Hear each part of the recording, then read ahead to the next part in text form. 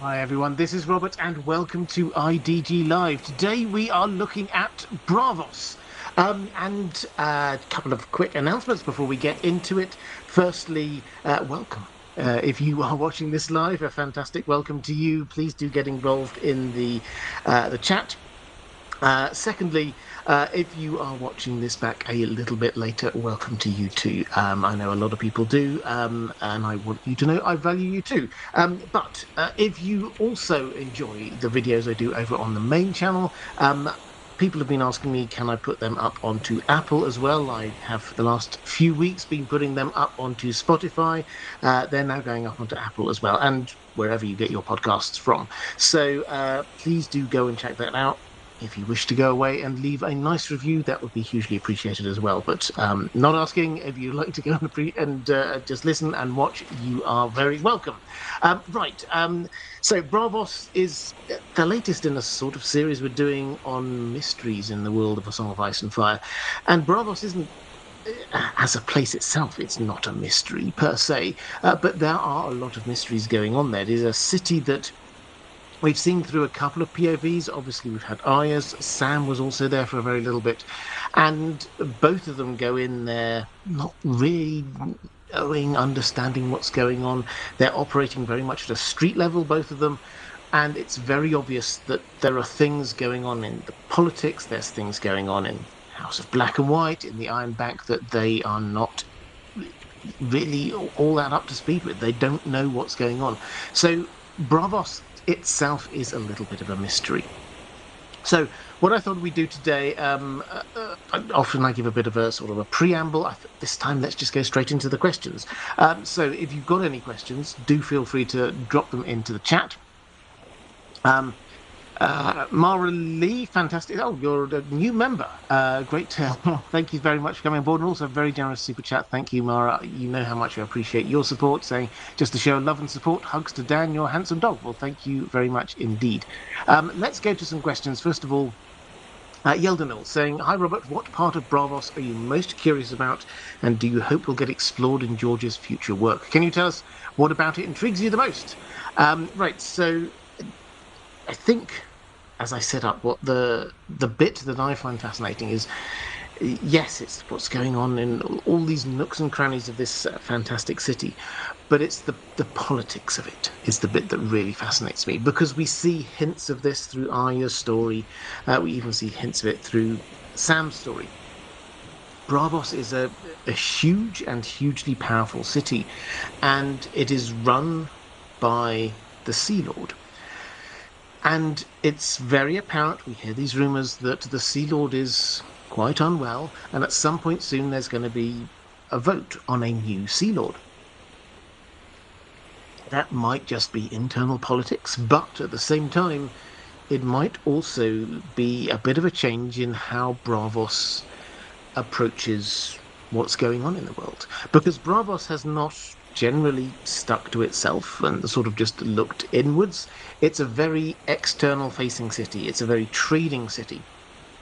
And the world is going a little bit crazy right now.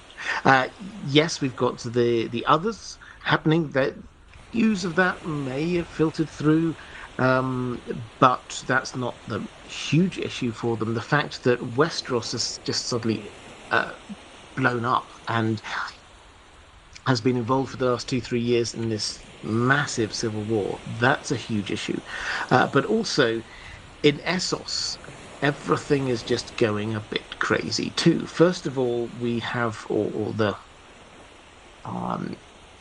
stimulus for this really is Dany, who has overthrown the 3 slaver cities. Now, 2 of them are sort of getting back up on their feet after her and trying to re-establish themselves as slaver cities, but she, for a long time, set herself up there in Meereen and called an end, basically, to the slave trade. And that just stopped trade going on in most of Essos, because a huge part of Essos and the free cities was based on this slave trade. And the 3 cities, Astapor, Yunkai, and Meereen, they were the hub of this. This is where slaves were traded. This is where slaves were trained. and she stopped that, and that has caused Astapor, it's not Astapor. This has caused Karth to start with. They're getting involved with the other two cities, Astapor and Yunkai, are getting engaged with trying to oppose her, and also we get the large cities, the southern cities in. The southern free cities in Essos are all starting to get engaged with how do we oppose Dany. Now, Braavos has been largely staying out of this thus far. If they get new leadership, this may well change. So that, I think, is the key thing that I'm most interested in. As far as we can tell, they've had the same leadership for a while. Braavos has been carrying on a pretty clear and sort of steady route for a while. But now they might have a slightly more proactive leadership coming forward, and that, I think, is absolutely fascinating. Keith Boynton saying, "Hi, Robert. Hello. Apparently, George R. Martin said at some point, I could write a whole novel about Arya in Braavos. Without assuming that such a thing will actually come to pass, do you have any thoughts on what the storyline could be?" Well, I suspect, I mean, I don't know the exact quote, but I suspect what he's not saying that he could write an incredibly complicated novel about Arya in Braavos. I think he could. I think he could expand out the Arya chapters hugely if he wanted to. But I think what he's actually getting at is the fact that there's a lot going on in Braavos. And so she is spending a lot of the time that she's spending in Braavos, her chapters, we're seeing through her eyes, we're observing what's going on. And what's going on is faceted, multifaceted, and is fascinating. There's the political changes that are going on. There's what's happening with the House of Black and White, what's going on with the Iron Bank. These are just the things that we're aware of. There's lots of other moving cogs, and I suspect that George R. Martin is just thinking, I could spend a long time here dealing with all of the different subplots just in this one city. It's the same way that he has said in passing about the turning at Harrenhal. He says that he could write a whole book, and a George R. R. Martin-sized book, a big book, about what happened at the turning at Harrenhal. There was a lot going on in a short space of time. In Braavos, there's a lot going on. Yes, Arya, her storyline is fascinating, but the fun thing about her storyline is, as much as anything else, the fact that she sees things that are going on. She is being deliberately set up by the Faceless Men in a lot of these missions as somebody that most people don't even notice. They will just sort of talk around her and not think that somebody's eavesdropping. So I think that's basically the point that he's trying to make with that.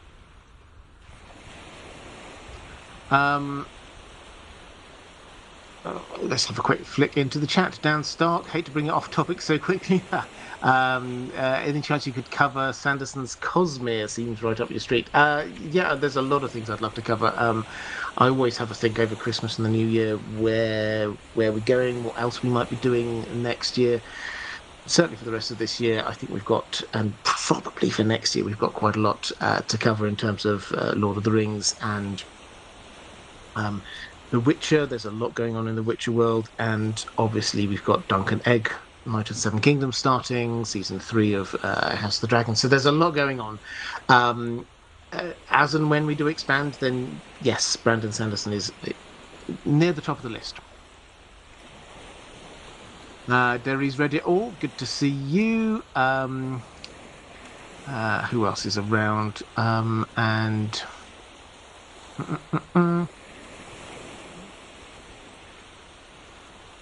Agreed Weirwood saying the thing that bothers me about Dany and her actions is that she sometimes removes something without replacing it. You leave a vacuum, it gets filled. Yeah, I mean, I think that's a reasonable analysis of.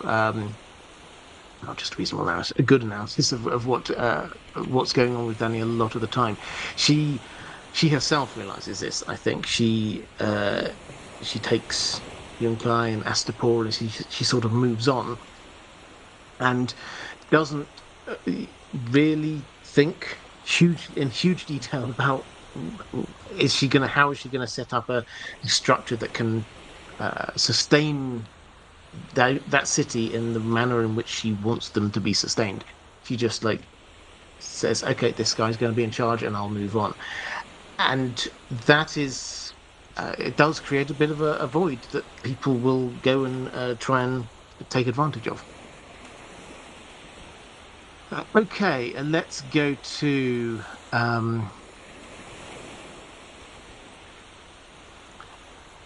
Orion's Orcas saying, "Hi, Robert and Dan. I hope you're both well. We are, thank you. This is just an observation of mine about Braavos. I find it quite interesting that both the largest bank and the largest assassination institutions are located in the same place, Braavos. Your thoughts?" Yeah, it is fascinating. The fact is that they help each other. Now, the idea that the Iron Bank is in Braavos, I don't think should be too much of a surprise to us. Braavos is one of the biggest cities. It is a mercantile city. There's a lot of money sloshing around. So the fact that there is a bank there with a lot of money should not be a surprise, I don't think. The fact that the Faceless Men have established themselves there from very early on probably also shouldn't be a surprise. But I think the fact is that the two do seem to support each other. I did a video, a video a while ago. This was one of the ones I did with History of Westeros, what's under the House of Black and White. And one of the intriguing things about the Faceless Men, when you just work through what happens, if somebody comes to the House of Black and White, they drink of the waters, their body is taken down, and we're told that everything's removed. We see a room where the weapons go. We see a room where the clothes go. What is noticeable, the silence, is what about the money that they might have had? What about the jewelry that they might have had? That does not appear to be anywhere. And there are passages that head off deep underground, under the canal level, that head off somewhere. The suggestion has to be that perhaps at least one of them, heads over to the Iron Bank. Added to which, obviously, the Faceless Men get a lot of money from their commissions, the assassination commissions. We're told that their going rates for big and powerful people are astronomical. That money has to go somewhere. And although, yes, I'm sure there are some setup costs, digging underground and all the rest of it, it doesn't appear that the House of Black and White in and of itself on a day-to-day basis has got huge amounts of running costs. They certainly don't seem to be paying Arya, or the other acolytes and priests don't seem to be living this lavish lifestyle. The inside of the church, for want of a better word, isn't filled with gold and beautiful artifacts. It's actually quite plain and quite simple. So the money has to go somewhere. And I think the clear implication is that there is a two-way relationship here, because the Iron Bank, when they seem to come up against a rival, as happened with the Rogair Bank of Lys, then there's some mysterious deaths, let's put it that way, that everybody says this is almost certainly the Faceless Men at work, protecting the Iron Bank. So, is that the Iron Bank paying the Faceless Men to do stuff? Perhaps. Is it the Faceless Men having deposited their cash in the Iron Bank and then repaying the favour? Perhaps. The exact nature of that relationship we're never really told, but it does appear to be quite a close one.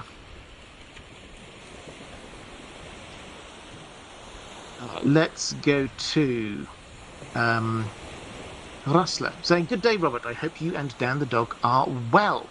The Sea Lord of Braavos threatens Jaehaerys." This is obviously way back, Jaehaerys the First, way back in history. With the Faceless Men. My question is, would the Faceless Men take direction from the Sea Lord, or would he still have to pay them, like everyone else? So, this is in Fire and Blood. This is after we get the theft of 3 dragon eggs. and they kind of check where does the trail lead, and it leads to the Sea Lord of Braavos, and Jaehaerys sends. There's obviously a whole background there. Let's not get into that bit now. We talked about that actually quite a bit last week, but Jaehaerys sends Septon Bath, his right-hand man, hand of the king, over to Braavos, and says, "Those are our dragon eggs. There weren't anybody else's to sell. They're ours. We need them back." And then the Braavosi go, "What dragon eggs? We haven't got any." So they start the negotiation, and basically the Braavosi agree to buy them again, but this time, or pay off the Iron Throne. And Jaehaerys isn't happy about this. He does not want dragon eggs, anybody else having dragon eggs. And he, via Septon Bath, sends this threat.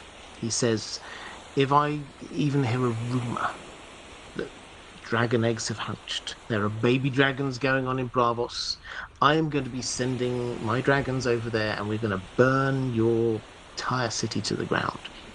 This was a monopoly for the Targaryens. Having dragons was a monopoly. They did not want anyone else being able to raise dragons, to ride dragons, to threaten their monopoly. So, in return to that, the Braavosi, the Sea Lord, had to say something, which was, "Yeah, you could do. We can't stop you. If you decide to burn our city, that's fine. But you may or may not have heard, but we've got some pretty good assassins here. And if you burn this city, then at some point, those you love will have accidents." And that's kind of like hanging in the air. Now, the question is, would they have to buy that? I think the implication is that they are happy that the Faceless Men would do this, even if the Sea Lord himself is destroyed along with much of Braavos, that the Faceless Men would do what they want. Which seems to play, again, there's a level of joining together of these different instruments, arms of governance, if you like, high-level institutions within Braavos. And it may well be that he doesn't have to say, "We'll pay you." It may well be that he said, "Okay, there's this ongoing agreement that if Braavos gets attacked, then the Faceless Men are going to come out and protect Braavos." Why? Because the Sea Lord and the city of Braavos have provided them with a home. They provided them with protection. They've set them up in a good place that with a freedom of religion, and they know that they're assassins, and they've not come after them. Basically, the Braavosi, the rulers of Braavos, have allowed an assassin's guild, yes, it is a religion, but it's an assassin's guild as well, to flourish within their city, and haven't gone after them, and that probably deserves a few favours.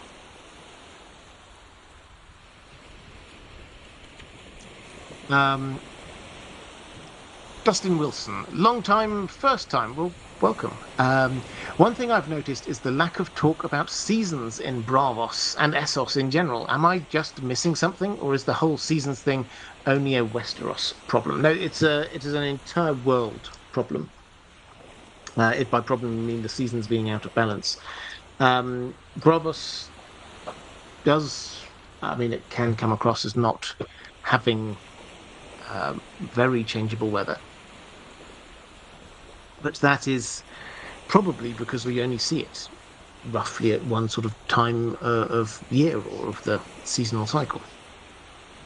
Tycho Nestoris, we do see the weather changing. Tycho Nestoris, when he visits Jon, he says something along the lines of, "As I was leaving Braavos, then the canals were starting to freeze over." which shows that yes, they do. The weather does turn. Arya, when she is there in the pre-release chapter, the Mercy chapter, the pre-release chapter from the Winds of Winter, then she has this bowl of water that she washes in the morning, but that is frozen over. She has to break it in the morning. So yes, it's very clear that winter is coming in Braavos as well.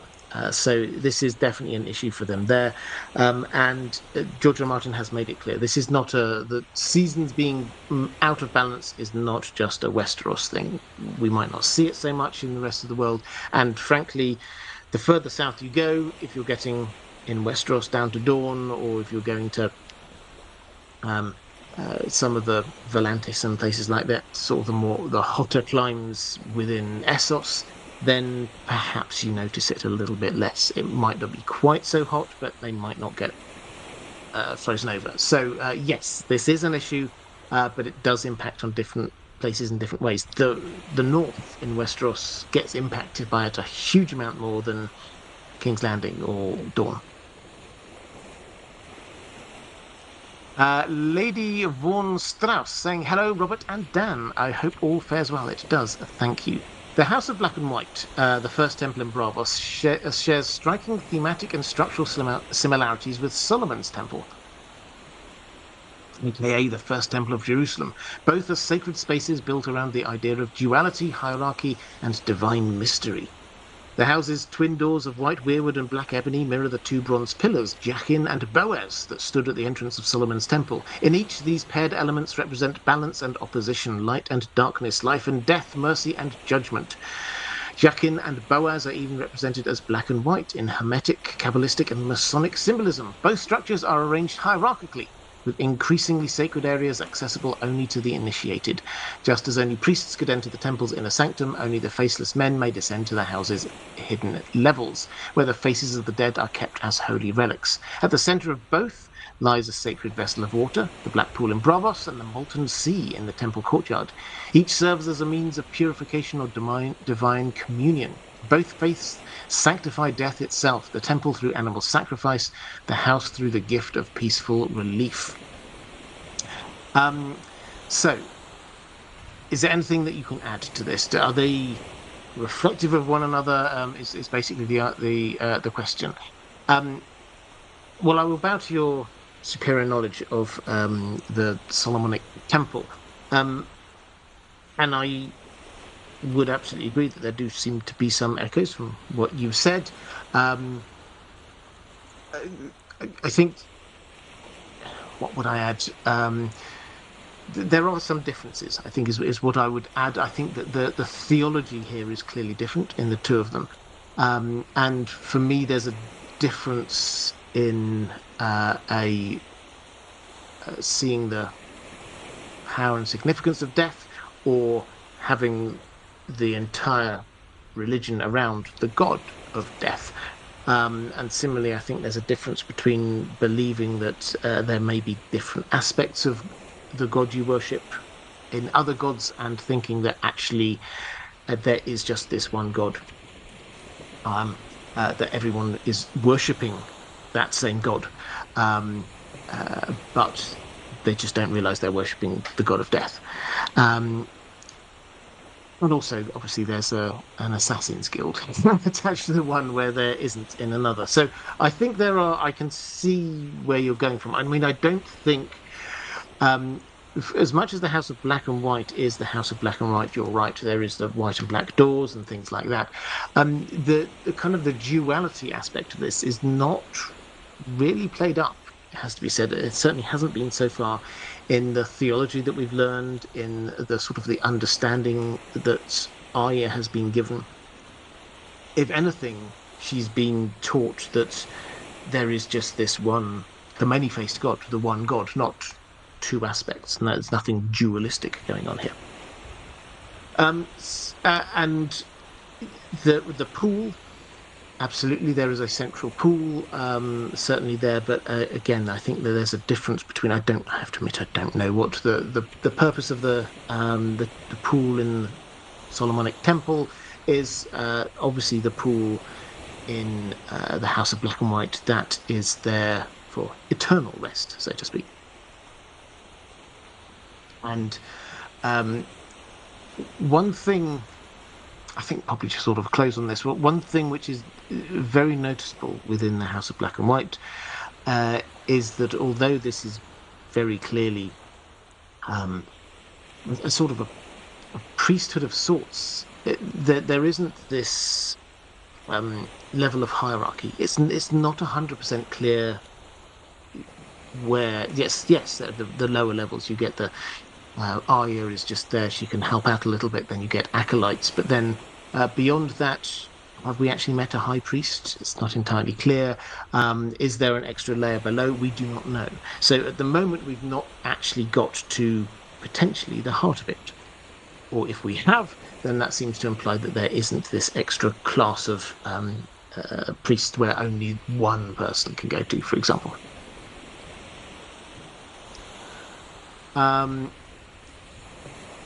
Let's go to Alhad, saying, "Hello, Robert. Just out of sheer curiosity, do you follow cricket? If yes, how is the mood there about the Ashes?" Well, very briefly, yes, I do. The mood, I can't speak for the nation. I'm positive rather than optimistic. Let's put it that way. As to the question, interested about the spread of some important structures in Braavos, like the House of Black and White or the Iron Bank, and how they are more under the ground than above it. We know of similar structures in Westeros whose spread is more expansive underground. All of them have some connection to weirwoods. Is George just trying to indicate similar themes, or is there more in-world relevance to this fact? I always get the feeling there's more magic-related stuff happening in Braavos than we read. Well, there may well be more magical-related stuff going on than we read about. But yes, so the House of Black and White has, I mean, it's a sizable building above the surface, but it's very clear that there are layers, many layers underneath. Similarly, the Iron Bank, although we've not been there in person, we're told that it started out as being basically this cave system, mine system, that they just put a great big door in front of, and that's where they kept the stuff. And so that is underground as well. So this does keep up with this kind of idea that we have a lot in Westeros, where we have a structure above ground and then a lot going on below ground. Winterfell is the classic example there, where you have the original structure, the castle that we know at the moment, that came later. The original structure was a weirwood tree, perhaps a tower or something like that, but then the crypts, massive underground. Then you get Bloodraven's caves, you get the Castle Rock, for example. There's actually only one tower above the rock. Everything else is dug deep into the cave. So there are a lot of these kind of structures dotted across Westeros. A lot of them do have Children of the Forest vibes or history to them. Does this mean that this is potentially, but at the same time, there's nothing here in Braavos that generally screams Children of the Forest. We're told, and we will come on to this, we're told, not much by way of trees in Braavos. So the idea that there are weirwood trees, no, we've not seen a single weirwood tree.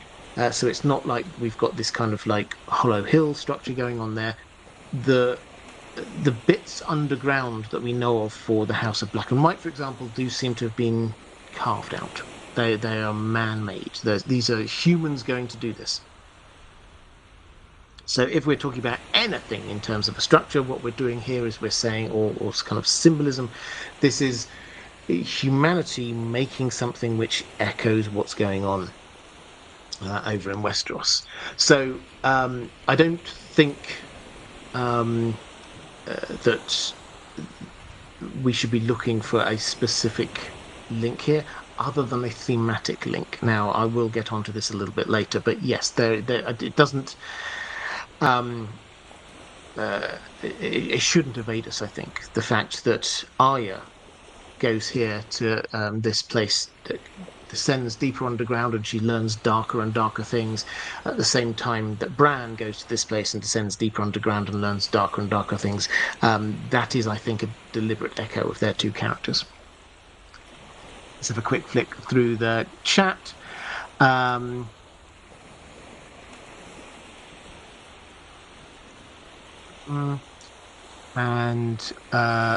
not that many trees. Derry's read it before, saying there's not that many trees in Braavos.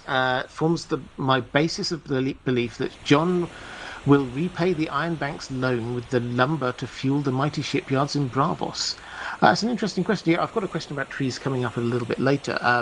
But yeah, John, when you read through Dance with Dragons, a lot of it is John actually worrying about logistics and how much food have they got to see them through the winter? Have they got enough to keep not just the Night's Watch, but all the sort of the expanded group of people that they've got staying there?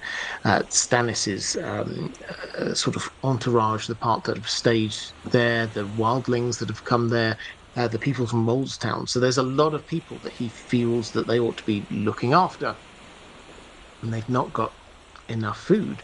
And this is part of the reason why he gets out alone from the Iron Bank. One thing they do have a lot of are trees. If they just go a little bit north of the wall, then they've got a whole forest that goes on for hundreds of miles. So if they want to get wood, they can do that very easily. Now, I think the question is, how do you get that over to Braavos? Because you would have to really ship it across from Eastwatch. That would be quite a long trek. It's not impossible, but yeah, it's you have to look at what the cost of things would be. And in Braavos, it's one of the big points we have with Sam arriving there with Maester Aemon is the fact that it is quite cold. Aemon is quite old, and Sam, bless him, doesn't just want to leave him there in this cold room.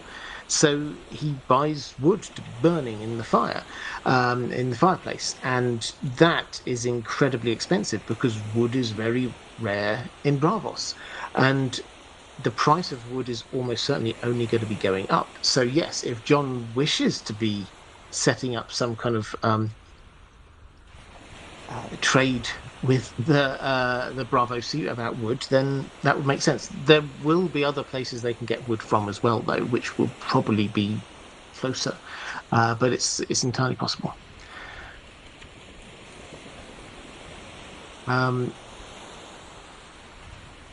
Let's go to Greek Weirwood saying architecture videos would be cool. They would be cool. I don't know if I've got the expertise for them, but that would be cool. Right, let's go to a question from A.D. Ross saying, greetings, Sir Robert, and greetings to you too. I hope you and Dan are well. We are, thank you. I'm curious as to your thoughts on how much awareness the Braavosi have of the threat from the others. We, of course, suspect that Jack and Hagar were sent to the Citadel to steal the secret of how to kill dragons, so it seems they know about the fiery threat from the east, but do you think the Faceless Men in the Iron Bank are aware of the icy threat coming down from the north? Well,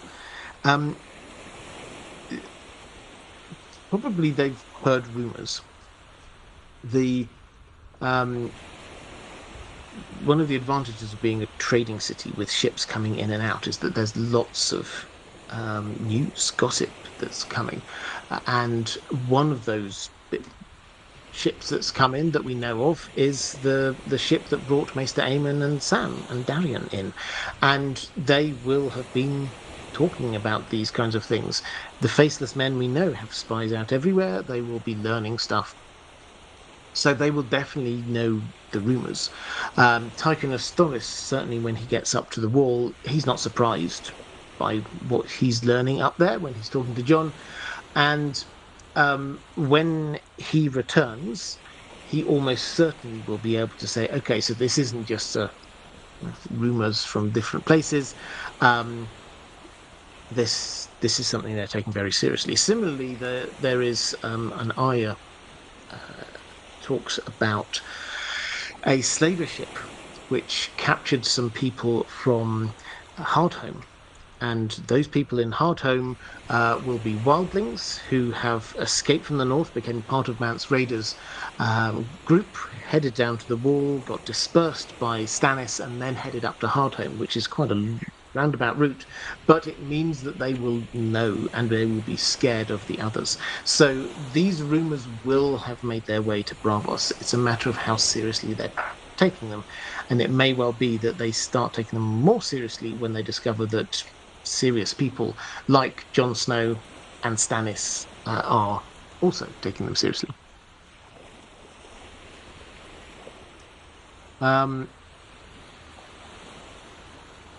Desert Stormborn Charlie 11 saying, can we get some folks over to the Wolfswood? There's got to be a lot of lumber there. Absolutely, but again, that's it's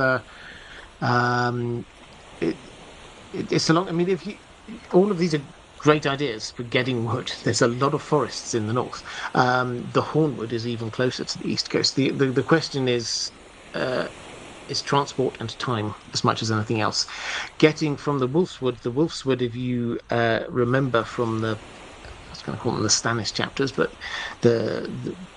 we see it as much as anything through Ash's eyes. That has been caught up in winter.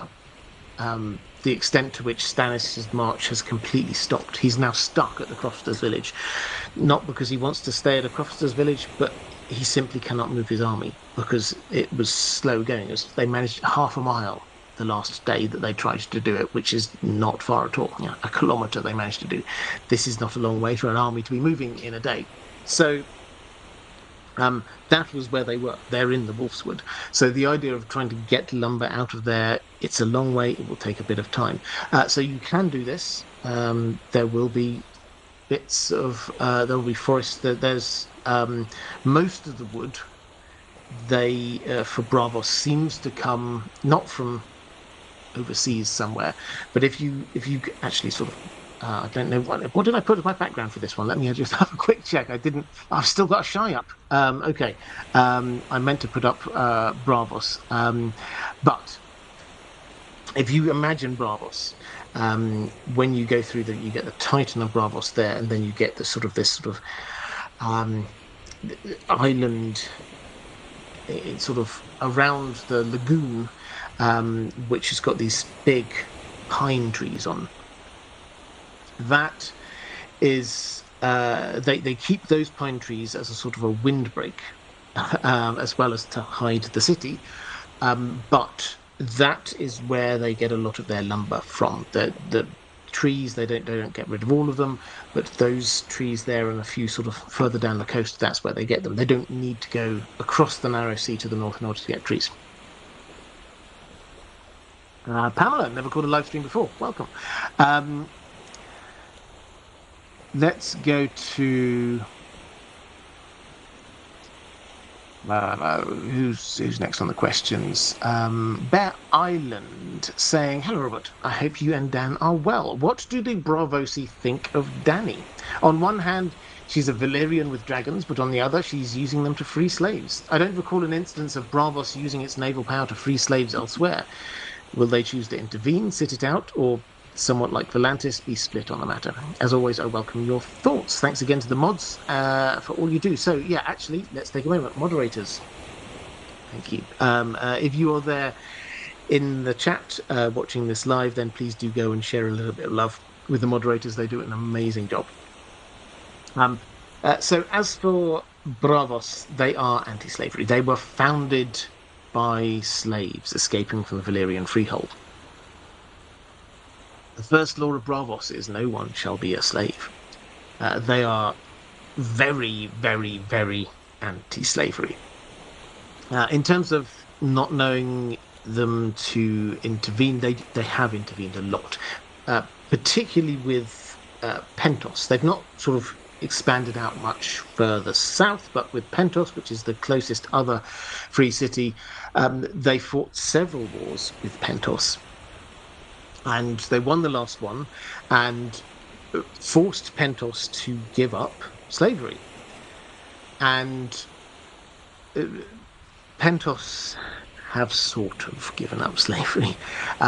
You will know from the chapters where we get Illyrio, we get Dany there, and Tyrion there at various points, that he basically has slaves, but technically they're not. They're indentured servants or something along those lines. So they have officially given up slavery because they got beaten by Braavos. Also, you'll find that the Braavosi proactively go out and try and disrupt the slave trade where they can.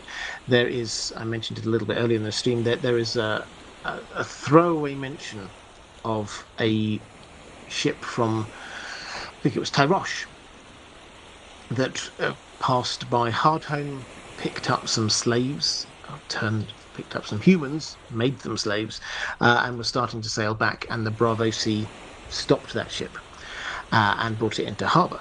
Now, that's the kind of thing they're proactively doing and have proactively been doing for a very long time. So they are very much anti-slavery. What does this mean with Dany? Well, yes, they will absolutely be happy that she's disrupting the slave trade. There's no doubt about that. But also, they are incredibly wary of dragons, because the Valyrian freehold, which is this was the slaving civilization that the Braavosi first escaped from. That was built on dragons, and so whereas Dany may well be anti-slavery, that doesn't mean that any successors to her would be as well. So they are very concerned about dragons. Now, we know this because, and I recommend you read it. I find it quite a funny little segment of A Dance with Dragons when we get Tycho Nestoris, who pitches up to Castle Black. He's looking for Stannis. He wants to see whether they can give him some money and help him against Cersei. But Stannis had been at Castle Black, so Tycho Nestoris goes there. He's not here, but Jon entertains him for a few days before sending him on his way. And Jon thinks, while he's there, actually, I could do with a little bit of cash for the Night's Watch. As we've already mentioned, he spends a lot of time in A Dance with Dragons thinking about logistics and provisions and things like that. He also wants some ships to be helping save the wildlings. And so he wants a deal with Tycho Nestoris. But we read in that section what happens is he has a nice meal and an evening and a few glasses of wine with Tycho Nestoris, where they sort of negotiate this, and it all seems incredibly amiable. And then I think it's the next morning, Jon and he are just there chatting away, and Jon, obviously thinking, oh, we're buddies now, he makes this, what's actually probably quite a weak joke about, oh, it's quite cold. It's quite cold here at the wall, isn't it? If only we had a dragon to warm things up. And then Tycho Nestoris suddenly just goes deadly serious. Says, we don't joke about dragons. And then Jon's like, okay. I mean, it was a joke, but he's like, I'm sorry, I didn't want to offend you. But it's like, and Tycho Nestoris is like, it's okay, but we don't joke. And that is incredible. I think it's very funny, but also very revealing about what the higher-ups in Braavos think about dragons. This isn't just a throwaway. They're not going to be stopping and thinking, oh, well, maybe if she's got dragons, that's okay. They will be thinking, okay, great, she's doing some good stuff, but we need to stop the dragons. So their views will be probably pro what Dany is doing, uncertain about Dany because they've not met her, and there are some pretty strong rumours about her. It has to be said, which are... when you're reading the Tyrion chapters in Dance with Dragons, I've been reading A Dance with Dragons recently, as you might be able to tell. When you're reading the Tyrion chapters in Dance with Dragons, and also the Quentyn chapters, you hear these rumours about all the different terrible things that she's done. Now, these rumours are being spread by people who don't like Dany, but those rumours are the rumours which have been spread all the way across to the far side of Essos, and some of those will have reached Braavos. So they will probably be open-minded about her, liking what she's done in terms of freeing the slaves, open-minded about her because there's some pretty bad rumors, but against her having dragons. So that seems to be the position, and I think we often want to sort of just categorize it just like, are they going to be pro Danny or anti Danny? I don't think it's going to be quite that simple. I think that they will have a hierarchy of desires and needs when it comes to her.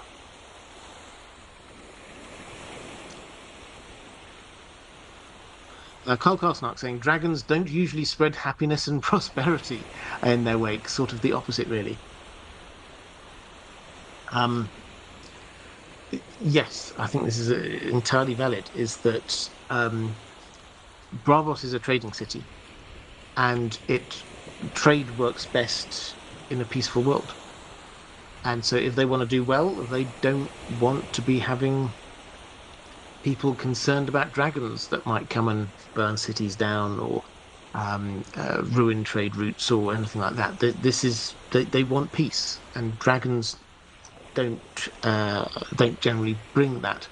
Weirwood saying the rumours of her will be backed up with facts about her father. Yeah, absolutely. This is the other thing we have to keep on reminding ourselves, is that Dany is the daughter of the Mad King, and everybody knows what he was like. And so they will be looking at her. Is she like him? This, every time a Targaryen is born, the gods flip a coin. That is the general view of a lot of people, is that maybe she's just going to be like her dad. There have been a lot of very bloodthirsty Targaryens.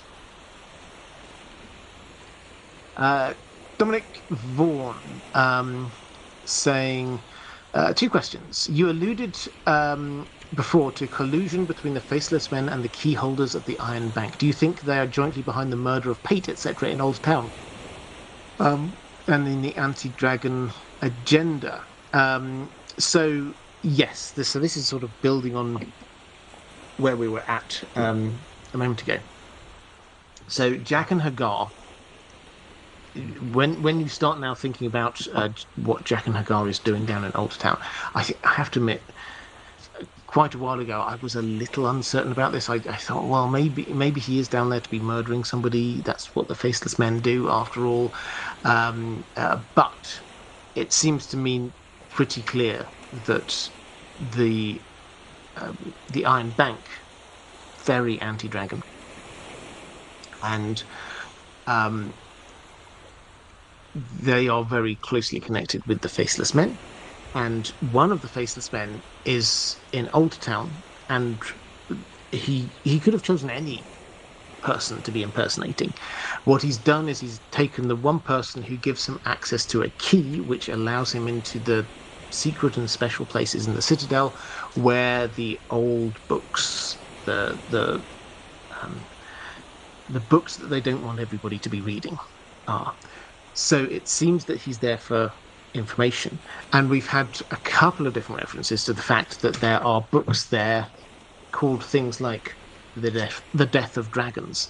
And if you want to kill a dragon, this is the place to go. Added to which, we know that the Maesters, we don't know, but we strongly suspect that the Maesters were involved in killing dragons before. So if there's information anywhere in the world about how to kill dragons, it's going to be there. And so, yes, I think that is his purpose for being there. He's been there basically for an entire book. And if he was just there to be assassinating somebody, I think he would have just done it, or it would have become obvious who he was going to be killing, and then he would get out of there. Also, do you think that the Faceless Men will have some role in defeating the others, i.e. anti-death religious cult and weirwood elements in their temple? Could we see them helping to assassinate others with dragonglass, etc.? So, I think we've definitely got the clues that they will be trying to kill dragons. I think we can be reasonably certain that they won't lick the others. They will not see this as their god of death. I don't think. I mean, perhaps we've not been given a full theology there. Perhaps they will go, this is the god of death, and we need to be following him. I suspect they will actually be seeing this as all men must die. These people are stopping people dying. I think they will see people not dying when they should die as being contrary to one of the central tenets of their belief system. So, will they want to get involved in that? Very probably. I don't think that they are the people. I mean, there's dragonglass, Valyrian steel, fire. These are the kinds of things which will be useful. They're not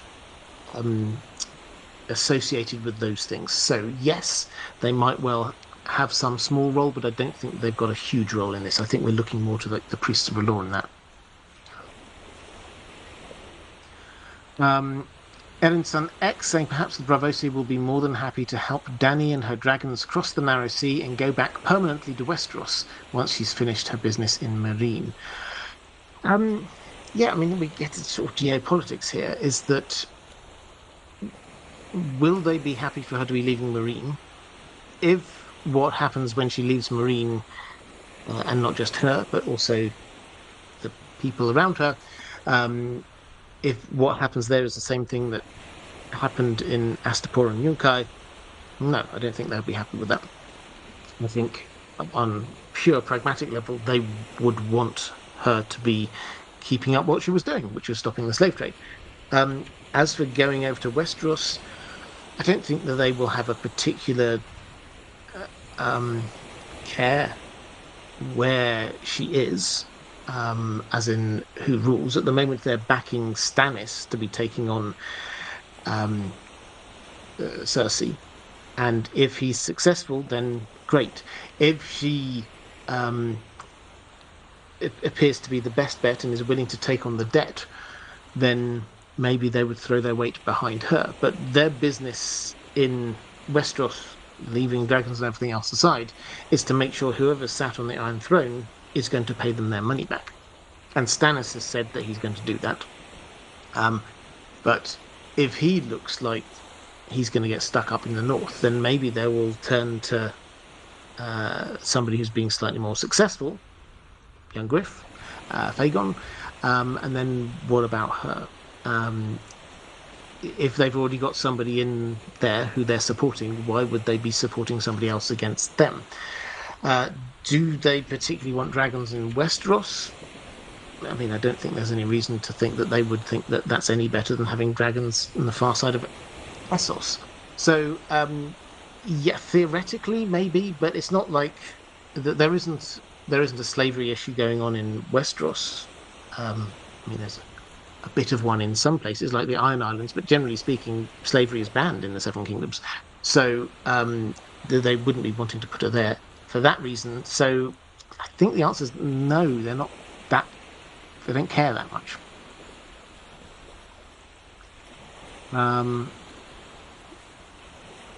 Let's go to Kimberly Faye saying, "Hello, Robert. I hope this finds you well and warm." It does, thank you.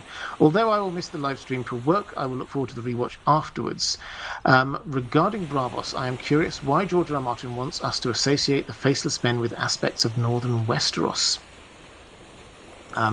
The Weirwood Door is familiar in an otherwise foreign place. The old man appeared with a worm in his eye socket, reminding us of Bloodraven.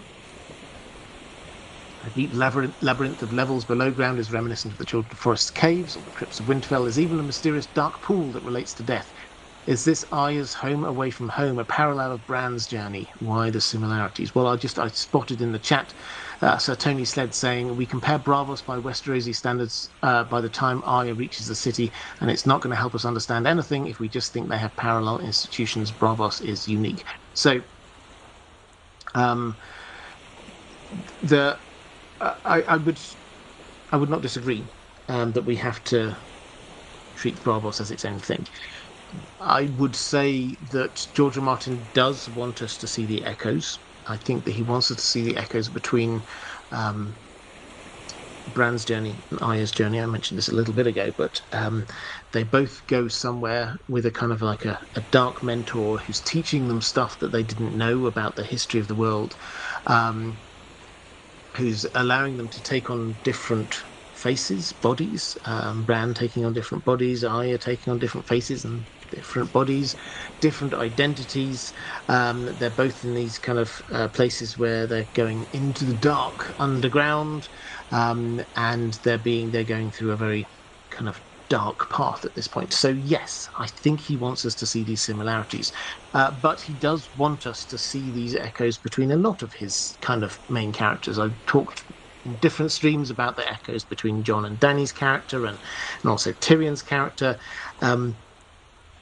We kind of get skewed a little bit, I think, by the TV show, but the way George R. R. Martin originally thought of this as those were the 5 main characters. Whether he still does is another matter, but Jon, Dany, Tyrion, Bran and Arya, and they all have got slightly echoey stories where they've gone to the dark place. Often at the moment they're in the dark place, and then they will come back stronger in some way. So which, if you're interested in how the story structure therefore has to work, we are at the outer point here. These characters have reached their dark place, or perhaps in Tyrion's case is just coming out of the other side of the dark place, but Dany's gone off on her own back into the Dothraki Sea. We've had Jon literally being killed. We've got Bran in his dark place in Bloodraven's caves.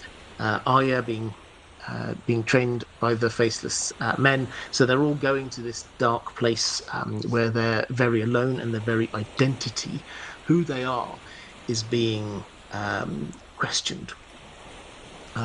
And they will emerge out of it with a stronger sense of who they actually are. And that is when the story starts to contract once more.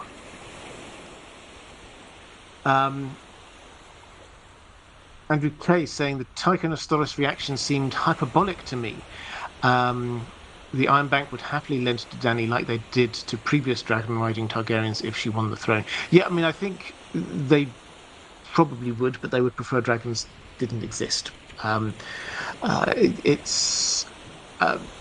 If they've got the chance, the fact I think we have to acknowledge is that around the time of Jaehaerys, there were lots of dragons, and this wasn't just a matter of being like 1, 2, 3. This is now new dragons are being hatched almost every year or every few years.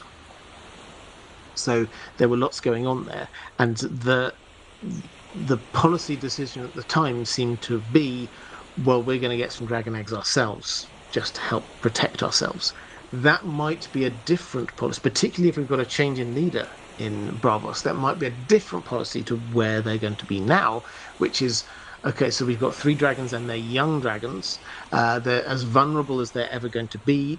Do we actually and actively want these 3 dragons to be surviving and potentially increasing in numbers even more, or do we want to try and get rid of them?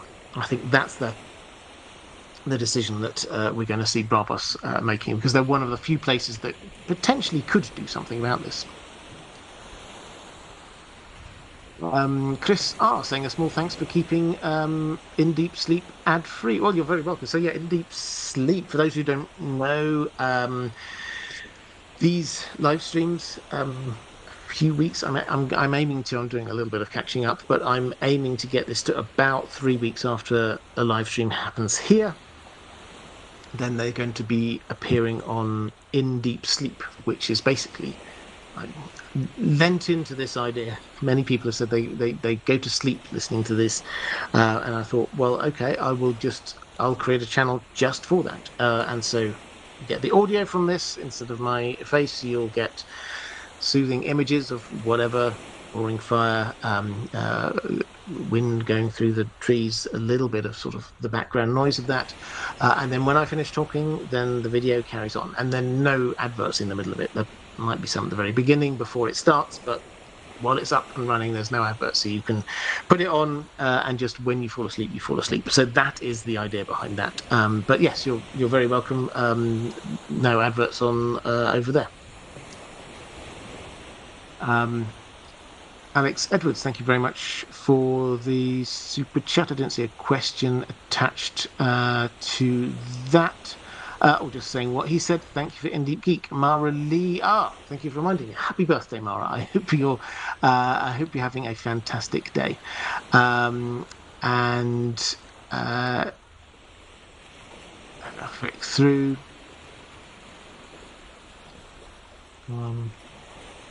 Okay, let's go to a question from Adam Geets. What do you think is the importance of Lady Stoneheart? This is slightly moving away from Braavos for a moment. What do you think is the importance of Lady Stoneheart going forward? I've struggled to understand why she was brought back in the story.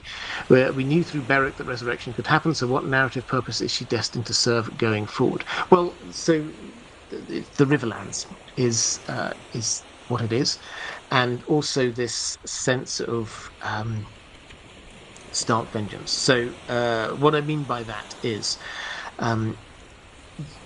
in the Riverlands, we're in a situation right now where basically everything has gone over to the Lannisters. Things are bad. Riverrun has had to be handed over to the Lannisters. Raventree Hall, they've had to bend the knee effectively there. House Blackwood, the Freys are in the ascendancy. It's not good. Over the course of the Winds of Winter, that will shift. Now, how George R. R. Martin is going to do that is probably through a variety of different methods. There are lots of different characters. There's lots of different groups in the Riverlands. Obviously, you've got Jaime. We've got Brienne. The Hound is almost certainly still alive there somewhere. We've got the Blackfish. We've got the Blackfish's garrison from Riverrun, which got released by Jaime. We've got Arya's Super PAC. We've got the Brotherhood Without Banners. There's lots of these different groups. And almost certainly what we're going to be seeing over the course of the Winds of Winter is the Riverlands coming back to or being taken away from the Lannisters, and it will look like the collapse of Lannister support. And this is going to coincide with Cersei losing control of King's Landing. So when she heads back, when she has to escape from King's Landing, where's she going? Well, there's nowhere safe for her in the Riverlands. The only place for her to go is going to be Casterly Rock. Now, how is that going to be achieved? Well, the main driving force, I think, is actually going to be Lady Stoneheart, because Jaime is not. He's just gone around winning everything for the Lannisters, and yes, he's on a journey of exploration of self himself. But he's not going to just immediately turn around on him being the person going from place to place and liberating everywhere. Brienne, that's not really what she's about. The Hound is going to be probably living on the Quiet Isle until he's forced to emerge back out, and then again, he's not there about redeeming things for the Starks and for the Riverlords. No, we need a figurehead. We need somebody who's actually actively driving all of this. And the Blackfish is going to be doing some of it, but Lady Stoneheart's going to be doing some more of it.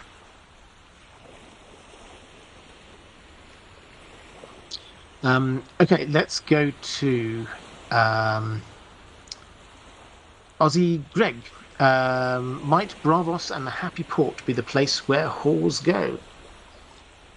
Okay, so this is a question related to Tyrion's history. Now, Tyrion, you will, I'm sure, know, he had been married in the past to Tisha, or Tysha, depending on how you wish to pronounce it. But his father had not approved. It all gets quite horrific, but it basically, his father makes it, throws her out after arranging for horrific things to happen. So she leaves with her hands full of quite a bit of money, but she has been abused horrifically. And he sends her out, and basically Tyrion can't go after her. Now, this stays with Tyrion for a long time. And when he's finally confronting his father and he's about to shoot him, he says, "Where did she go? Where did my wife go? Where did you send her?" And he goes, "I don't know. Wherever whores go." Now, that almost certainly is a throwaway line by Tywin. A cruel one. She wasn't a whore. Um, uh, but it was almost certainly a throwaway line. But Tyrion remembered that. And as you are reading through A Dance with Dragons, you find he keeps on coming back to it. He keeps on thinking, oh, as he's going through places, he's in Volantis. Might this be where whores go? Would whores go to Marine? What? How about Pentos? And he's just trying to, as if this is like this cryptic question that his father left him on his deathbed, death privy. He is this question: where do whores go? And because this is mentioned so much, we do need some kind of resolution on it. Now, it's entirely possible that, and George R. Martin has hinted we are going to get some sort of resolution on this, but it's entirely possible that the resolution will come not from this great meeting of Tyrion and Tisha again after all this time. But it's possible that they do, or at least he finds an answer to where she went. Now, one thing that some people have suggested is there is a brothel in Braavos called the Happy Port. And at the Happy Port, which is a place Arya goes to a couple of times, she thinks that all the women there are very nice to her. One of the women there is called the Sailor's Wife, and she appears to be Westerosi. She has a daughter, and she has this thing that if anyone wishes to spend time with her, then they have to marry her, and then they sort of wheel in a drunken septon or whoever who then does the wedding, and then she will spend the night with them. And some people have suggested perhaps that is Tisha.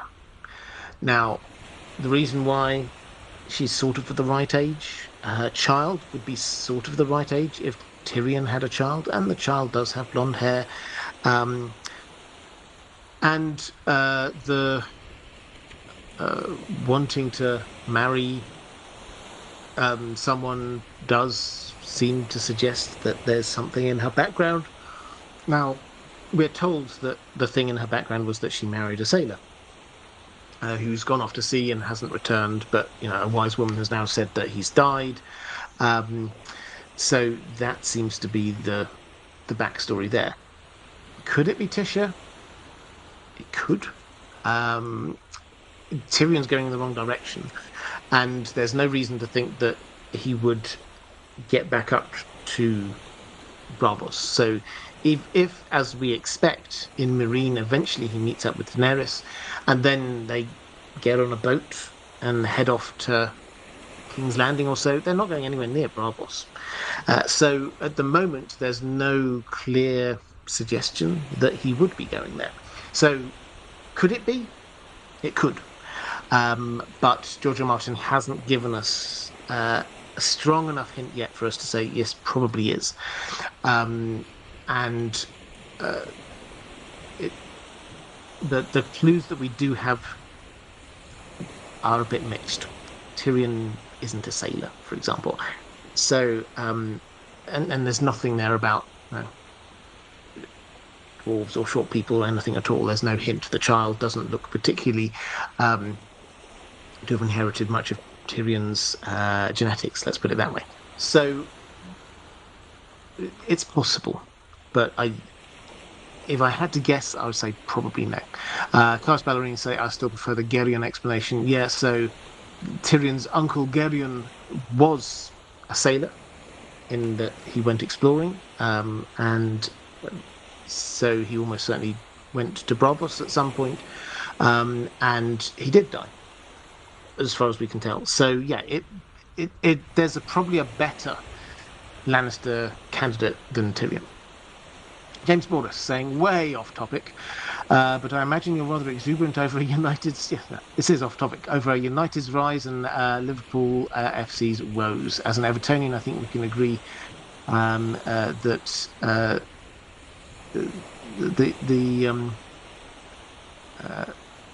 that Liverpool deserve it. Well, as for United, yeah, I'm feeling very happy at the moment. Things are starting to move back in the right direction. I never wish ill on anyone else. I'd be very happy if Liverpool don't win the league again.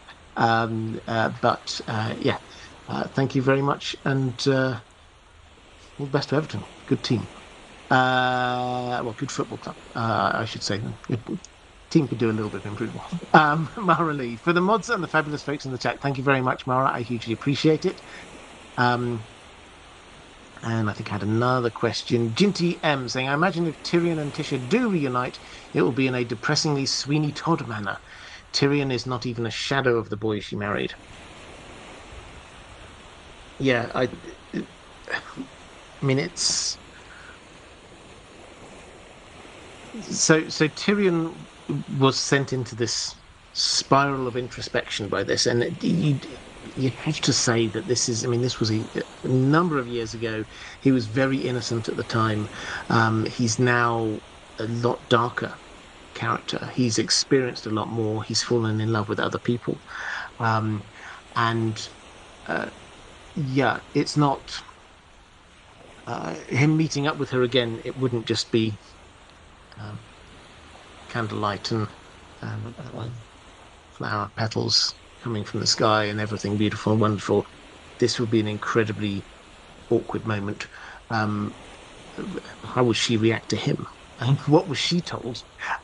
We don't know any of these things here. So, yeah, I don't think it would be, if there is resolution, it's not necessarily a let's have a hug and be glad we had that happy time together. It would not be. A resolution may well be, I've realised that was a long time ago and there were horrific things that happened and we just need to move on. Might not be a good resolution, but it could be a resolution.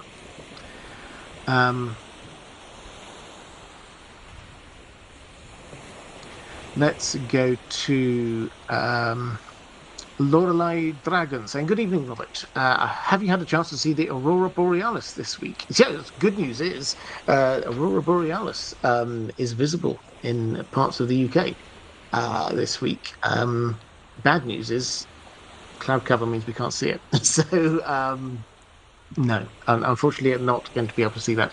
But it's a nice thought. I'm curious about the economy of Braavos. It seems like a very urban environment with little space for agriculture. Obviously, the sea is a useful resource, but people cannot live on fish alone. Do they rely on a large amount of importing and trade?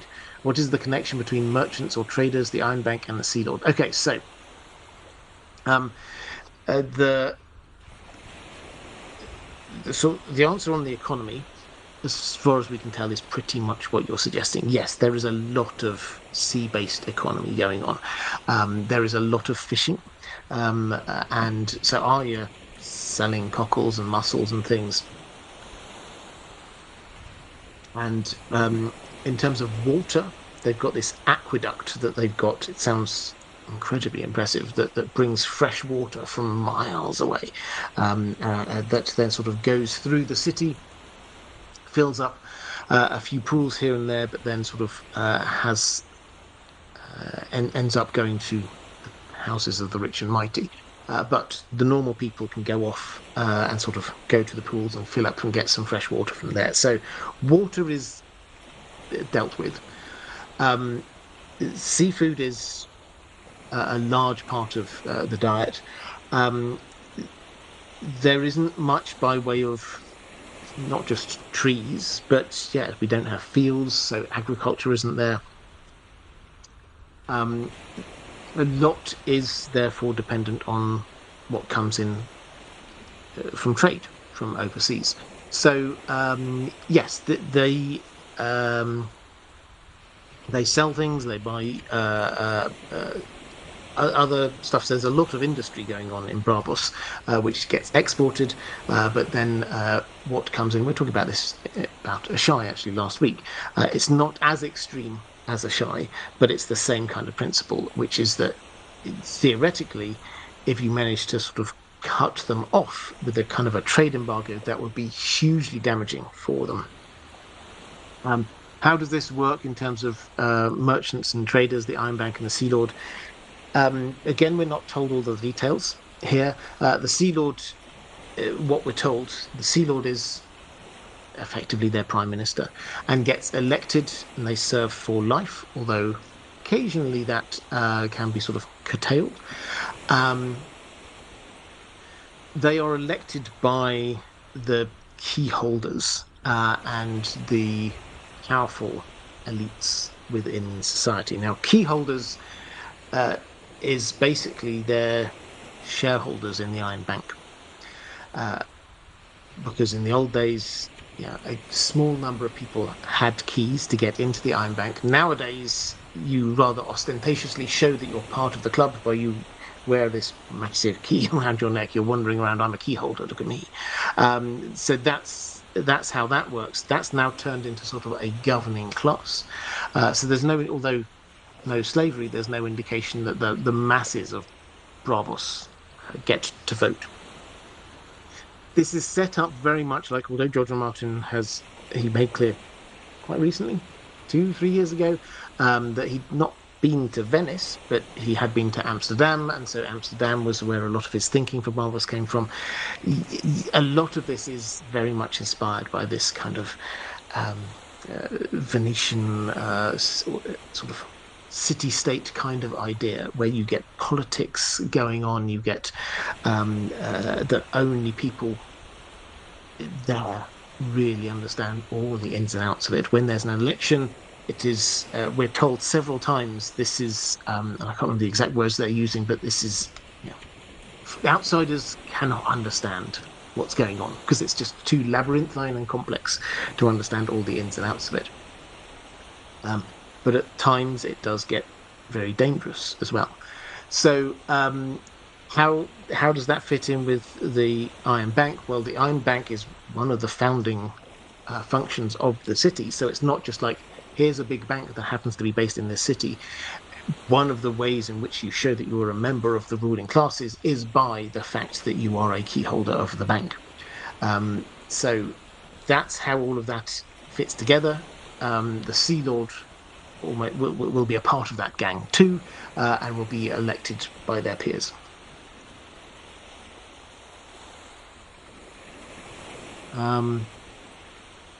James Borders saying, excuse you, Robert, we have a good squad. Oh, on Everton. Grealish, Day and Dewsbury Hall are quite a potent front three in front of Beto and Barry. But don't mind that. We got Moisey. You have got Moisey. And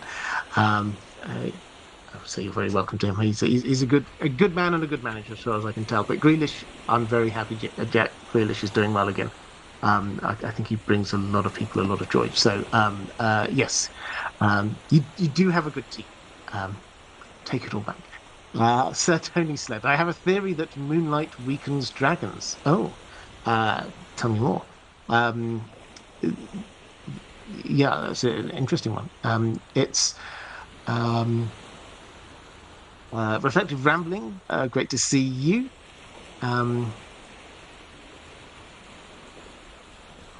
Let's go to a question from Adam Geets saying, hey Robert, where do you think the story of Blood and Fire, this is Fire and Blood Part 2, will end when it's eventually written? Where would you want it to end? For example, do you think it will include any details after Viserys and Dany left Dragonstone? So, yes, so this is Fire and Blood Part 2, which George R. R. Martin said his working title is Blood and Fire. Now, the subtitle of Fire and Blood, which we don't often talk about, but it's there, is Fire and Blood, A History of the Targaryen Kings of Westeros by Mr. Gildane.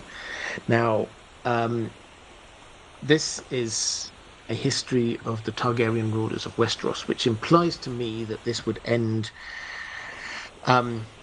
with the death of the Mad King, Aerys II. I mean, it might sort of go a little bit, a few months more, just to show Viserys and Dany heading off into exile. That would not surprise me. But George R. R. Martin, when this was originally, there's a very complex history to how this all emerged, involving various novellas and also the World of Ice and Fire. But it's pretty clear that he wanted to have this story go up as far as the end of the Targaryen rule. The extent to which actually Gildain, as the in-world writer of this book, he did a bit of a retcon with him. Originally, he'd been a guy who'd written lots, but had been there at the tragedy at Summerhall, and had died, and therefore that meant that he wouldn't actually be able to write the entire history. They changed that. He changed that in order to allow him to still be alive going up to the end of the Targaryen history. Now, what George R. R. Martin has said in the past, sort of behind closed doors, but also sort of hinted at, and it's very obvious when you read it, is that there are some things he does not want to get into the details of. It's specifically the tragedy at Summerhall. As we know, he deliberately wanted to be making sure that we, the readers, do not get our information about what happens there from the pages of the World of Ice and Fire. And similarly, he doesn't want all of the information about what happened in the build-up to Robert's Rebellion to come out through there. Now, as it happens, I think that we will get, before that comes out, we will get the stage play, which will give us a little bit more information. We'll hopefully get to the Winds of Winter. And so I think that is a little bit lessened. I think that we can, given the writing style of Fire and Blood, he can write his way through that, just sort of in the way that he did for the World of Ice and Fire, and showing things from Aerys' perspective, rather than sort of majoring in on what actually happened at the tourney at Harrenhal. So that's a kind of lengthy preamble to say that where do I think this is going to end? I think this will end with the death of Aerys II, and possibly with like a couple of pages at the end just sort of saying, and the last Targaryens sailed off to the Braavos seacoast. So that's my take on where it will. I'm personally very happy with that. I think that you have to have an endpoint to these things, and the place to end it should be where our story picks up, so we've not got a big gap. Now, you could take that up into the reign of Robert's Rebellion if you wanted, or Robert Baratheon's rule if you wanted to. But I personally, I think I would be happy with it just being left at the end of the Mad King.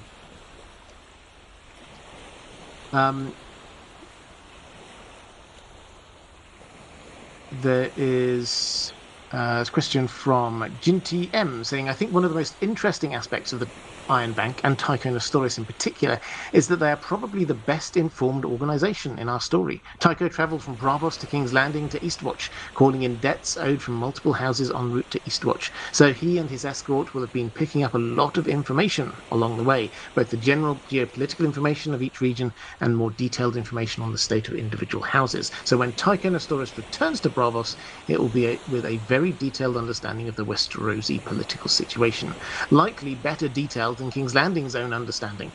In addition, Braavos is a natural information hub in Essos due to it being an essential port for anyone avoiding pirates and the Ironborn raiding Westerosi shores.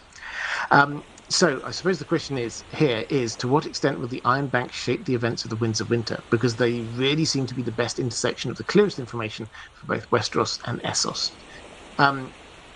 Yes, I think that's, you make very valid points.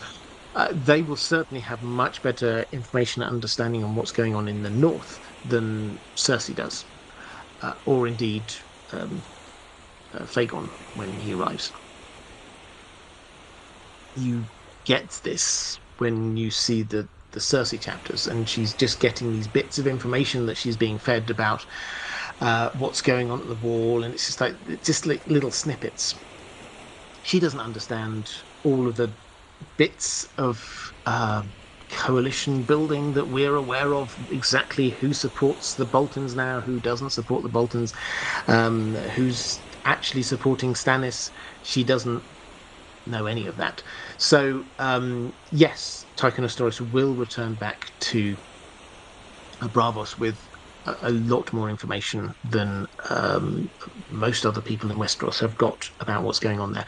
But the crucial thing will be, as we sort of said earlier, he will go back with the information that this is the others are being treated as a credible threat by credible people. So they have to pay attention to that as well.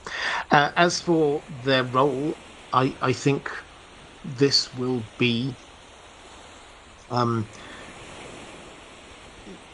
largely dependent on the new Sea Lord in terms of their overall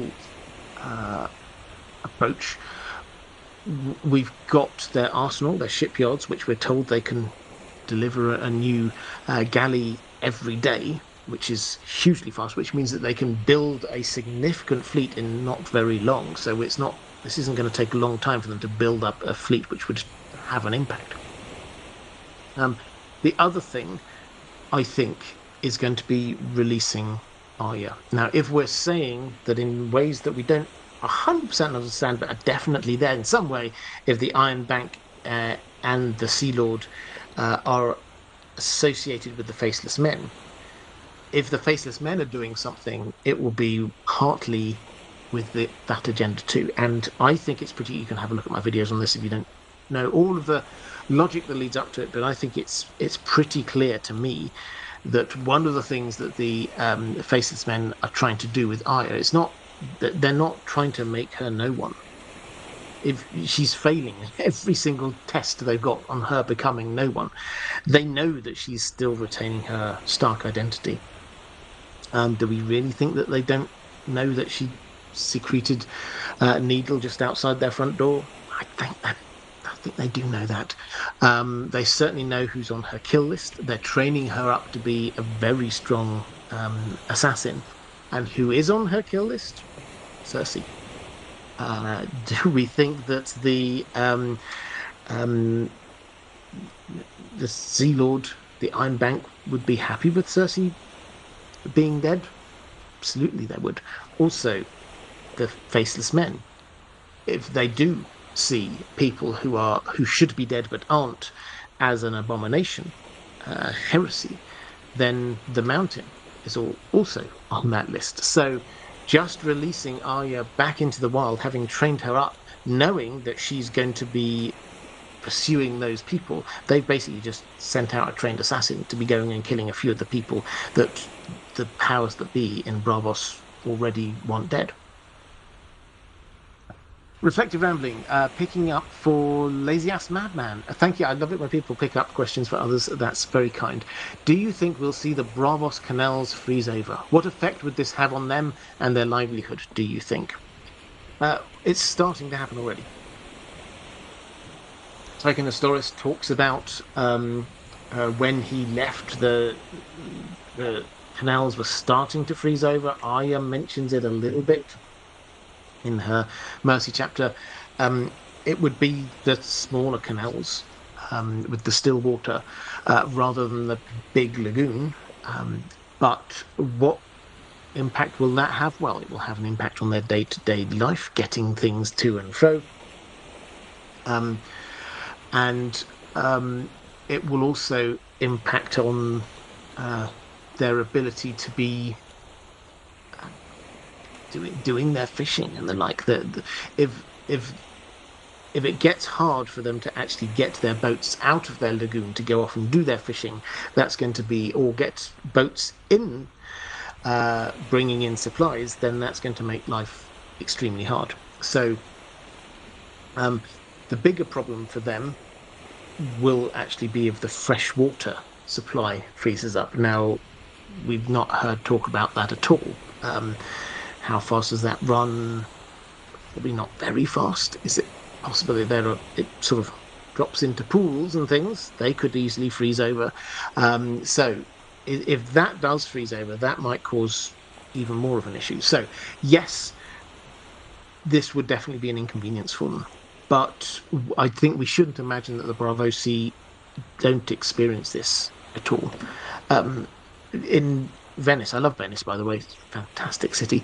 In Venice, not when it freezes over, but if the water gets high, it floods huge amounts of Venice. If you go to St. Mark's Square, then it floods quite a lot of water.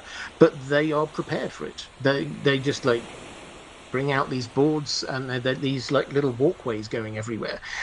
This is something they're used to. If you have a city which is built in the way that Venice or Braavos is, then over the centuries they have figured out ways to work around this. So yes, it will cause an issue, but this is not an issue that is insurmountable. It's not an issue which is new. This is something that they will be very aware of and something that they will have figured ways to work around. So the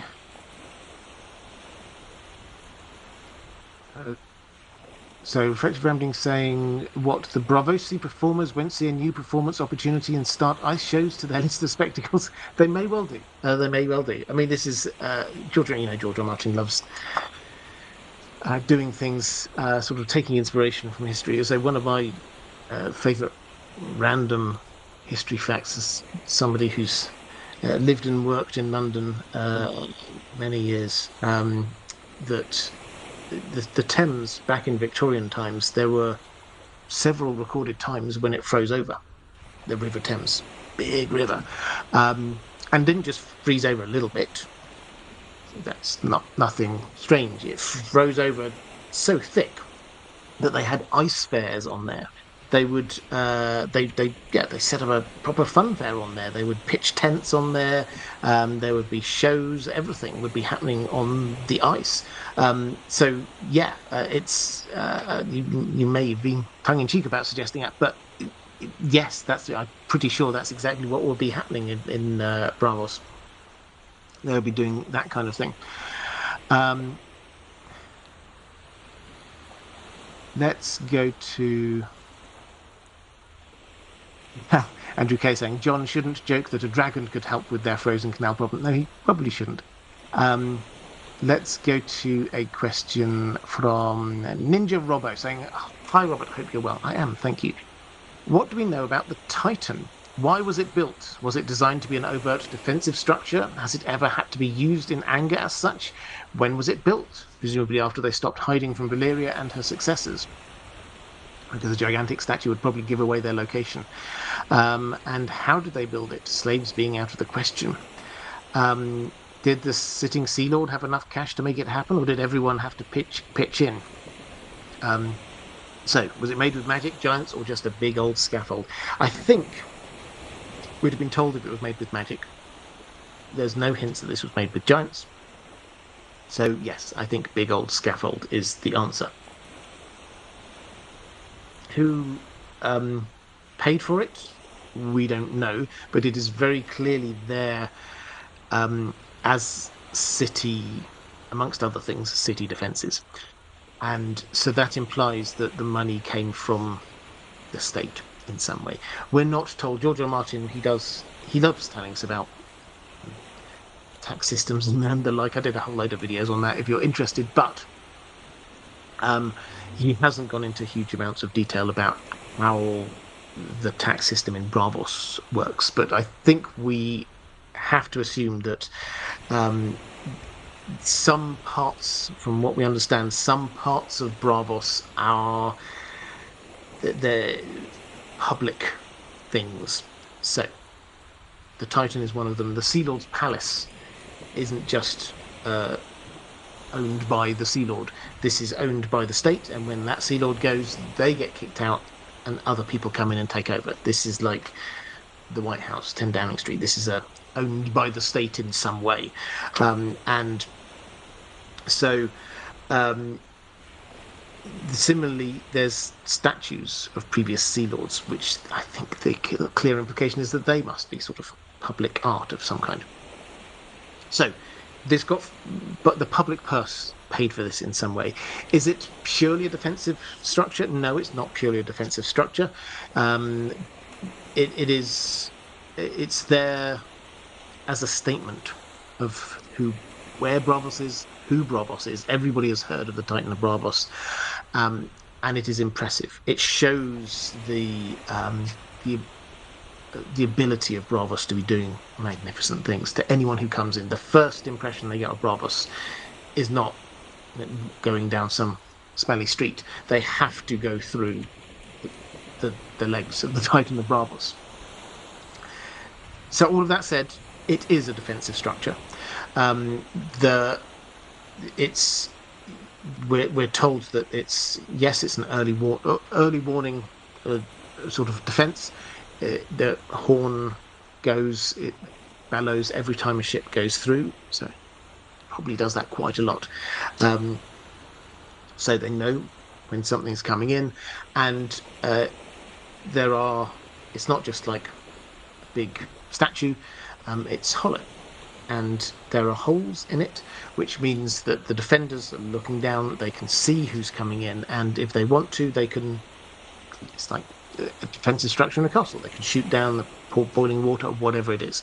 So it is a defensive structure, but it's not only a defensive structure.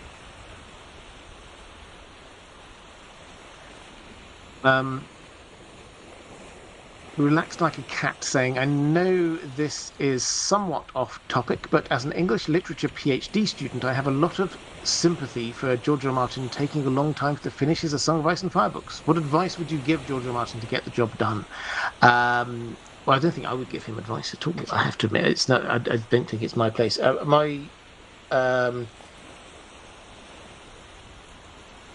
My position is pretty much the same as it has been, which is I wouldn't want it to be rushed.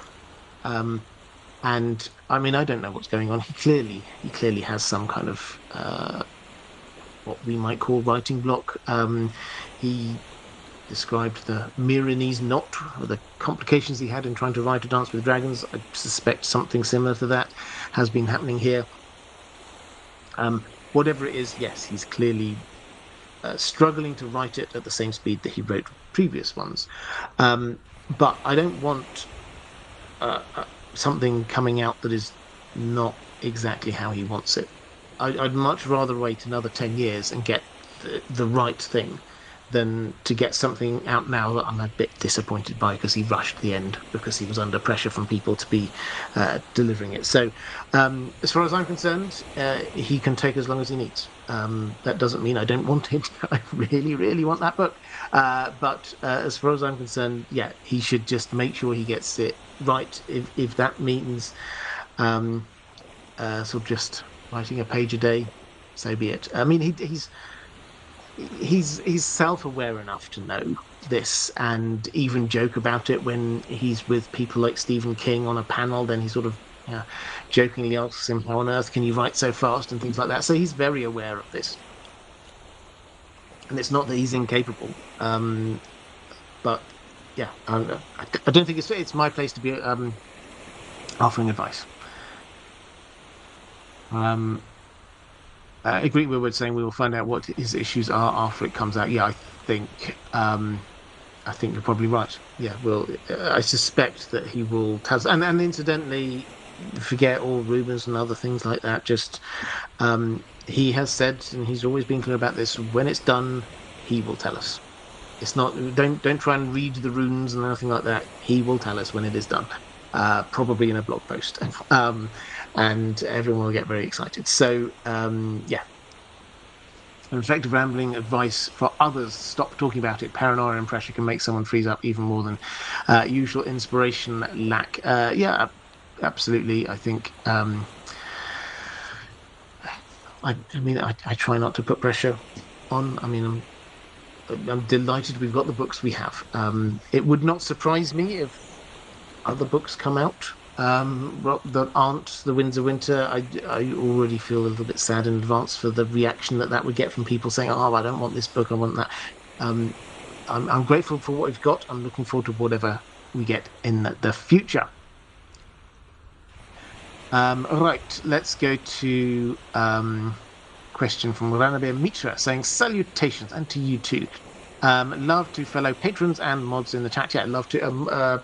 I've already said love to the moderators, patrons. I hugely appreciate what you do to support me.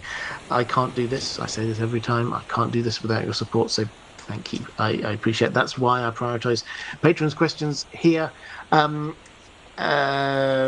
I'm just pausing briefly to be talking about things, a reminder: people ask me, can I put on Spotify? I put the videos I am putting up a rate of about one a day, so I don't know how long that will take to catch up completely. But the main videos from the main channel I have been putting up on Spotify. People said, could I do that for Apple as well? Started doing that now, and on other places you get your podcast. So go and have a look for it. If you do and are so inclined, a positive review would be appreciated. I think that's probably all I have to say. More videos coming out on the main channel as well. And let's go to Ranabir Mitra saying, salutations. Yes, could you explain to us your working hypothesis as to how the Sea Lord can sustain those lemon trees in his backyard in Braavos' northern and wet climate? Okay. So this is an issue that a lot of people have picked up on, which is that Dani has memories of a house with a red door and a lemon tree outside her window. And the working hypothesis is that this is Braavos. However, when Sam is there, he thinks to himself, there aren't any trees here. He'd read about that. You can't see it. Arya thinks there's no trees here. The weather's not great. I can't remember the exact quote, but it was either rainy, misty, or about to be one or the other. So it's like it's not sunny, dawnish kind of weather. So the question goes: how on earth can you think that this is where Dani and Viserys were? Well, there's a whole host of clues.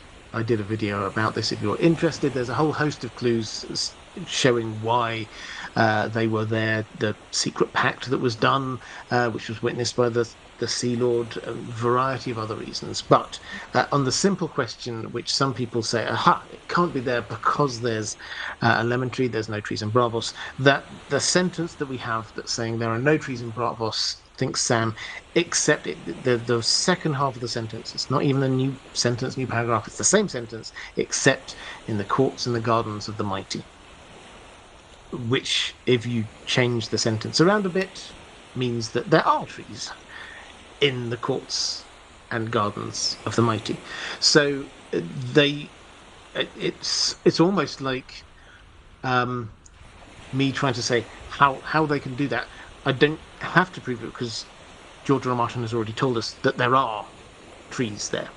Now, as for how can a lemon tree? Well, it is just a lemon tree, is the first point. So we're not looking at somebody who's got like an orchard of lemon trees. This is just what we're looking at here is the richest person in the entire city with the best garden in the entire city has got one lemon tree. Is it possible that they could keep that one lemon tree alive? I have been I've been reliably informed by lemon tree growing experts that actually lemon trees can grow in non-hot and sunny climates. I have known lemon trees grown in the UK, for example, which is not always, hate to burst any illusions you may have, it's not always hot and sunny in the UK. Yeah, lemon trees can grow. They can get fresh water in from the aqueduct that's going in there. And added to which, and I think this is the other bit that I would add that we often overlook, there's no suggestion this is a lemon tree that's always been there forever. Um, the suggestion is that this is a lemon tree which was probably brought as a gift, a sapling or whatever was brought as a gift from Dawn, which is where lemons are famed for coming from.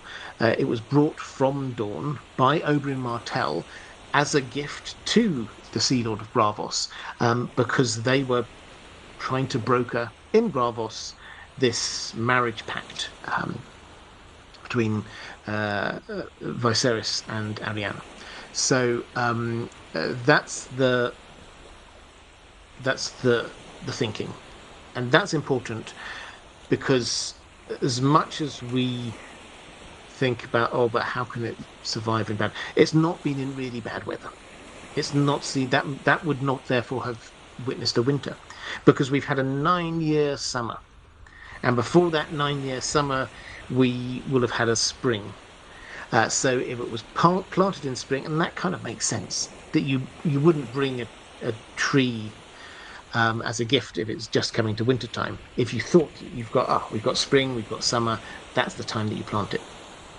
And that timing works with Dany. So we've got this long spring, long summer, where the weather in Braavos is as nice as it ever gets. It's got, the world's best gardeners probably paid by the Sea Lords to be keeping this thing alive. So and George R. R. Martin is very clear. There are trees there. So it's not a matter of trying to justify that there could be trees. It's a matter of saying, well, there are. How might that happen? Well, perhaps if you've got great gardeners and fresh water, it is possible. And Paul Auger, 1977, say this lemon tree is probably in a pot in a courtyard garden. Yeah, absolutely. So at this point, I'm just quickly flicking through the chat because there's normally somebody saying, Peridot Gladioli saying, my mum has a lemon tree in Suffolk, which is in England, for those who are not aware. I'm not really just saying, I'm exaggerating it as a tropical paradise here. Absolutely. And Derry's read it before, saying glass houses exist on Planetos. They do. There's certainly one at Winterfell. That wasn't mentioned here. Maybe there was a glass house there. We don't know. It wasn't mentioned here, but it doesn't mean it wasn't there. Marjo32 saying the only problem would be a frost during fruiting. Yep. Lazy Ass Madman saying the rich guys grew trees on Dune, after all. Yeah, absolutely. All right. So there we go. So I think the answer is the answer is that this isn't a big mystery. It's entirely possible to be growing lemon trees in not optimal conditions, and there are trees there in some places, including the place where Dany would have been. Okay, let's go to a question from. Oh yes, the other thing I wanted to point out about that, actually, just while I was thinking about it, I just quickly made a note here, is that we often talk about Braavos as being this grim. It's not cold normally, except in winter. It's not cold weather. It's just on the coast and quite misty, and so actually it can be probably in the summer it can be quite warm. If you're thinking about the longitude of it, and trying to map that across to Westeros, you're looking at something which is sort of in line with the Vale of Arryn, which, although we see it when winter's coming in, the Vale itself is this, and so the Giant's Lance, the Eyrie is at sort of one end of this, is this long valley. It's this, and not very wide, but it's this long valley, which is incredibly verdant, and lots of things grow there. And so that's at the same longitude as Braavos. So the idea that this is like freezing cold, it's not freezing cold. It might not be nice weather, but it's not freezing cold.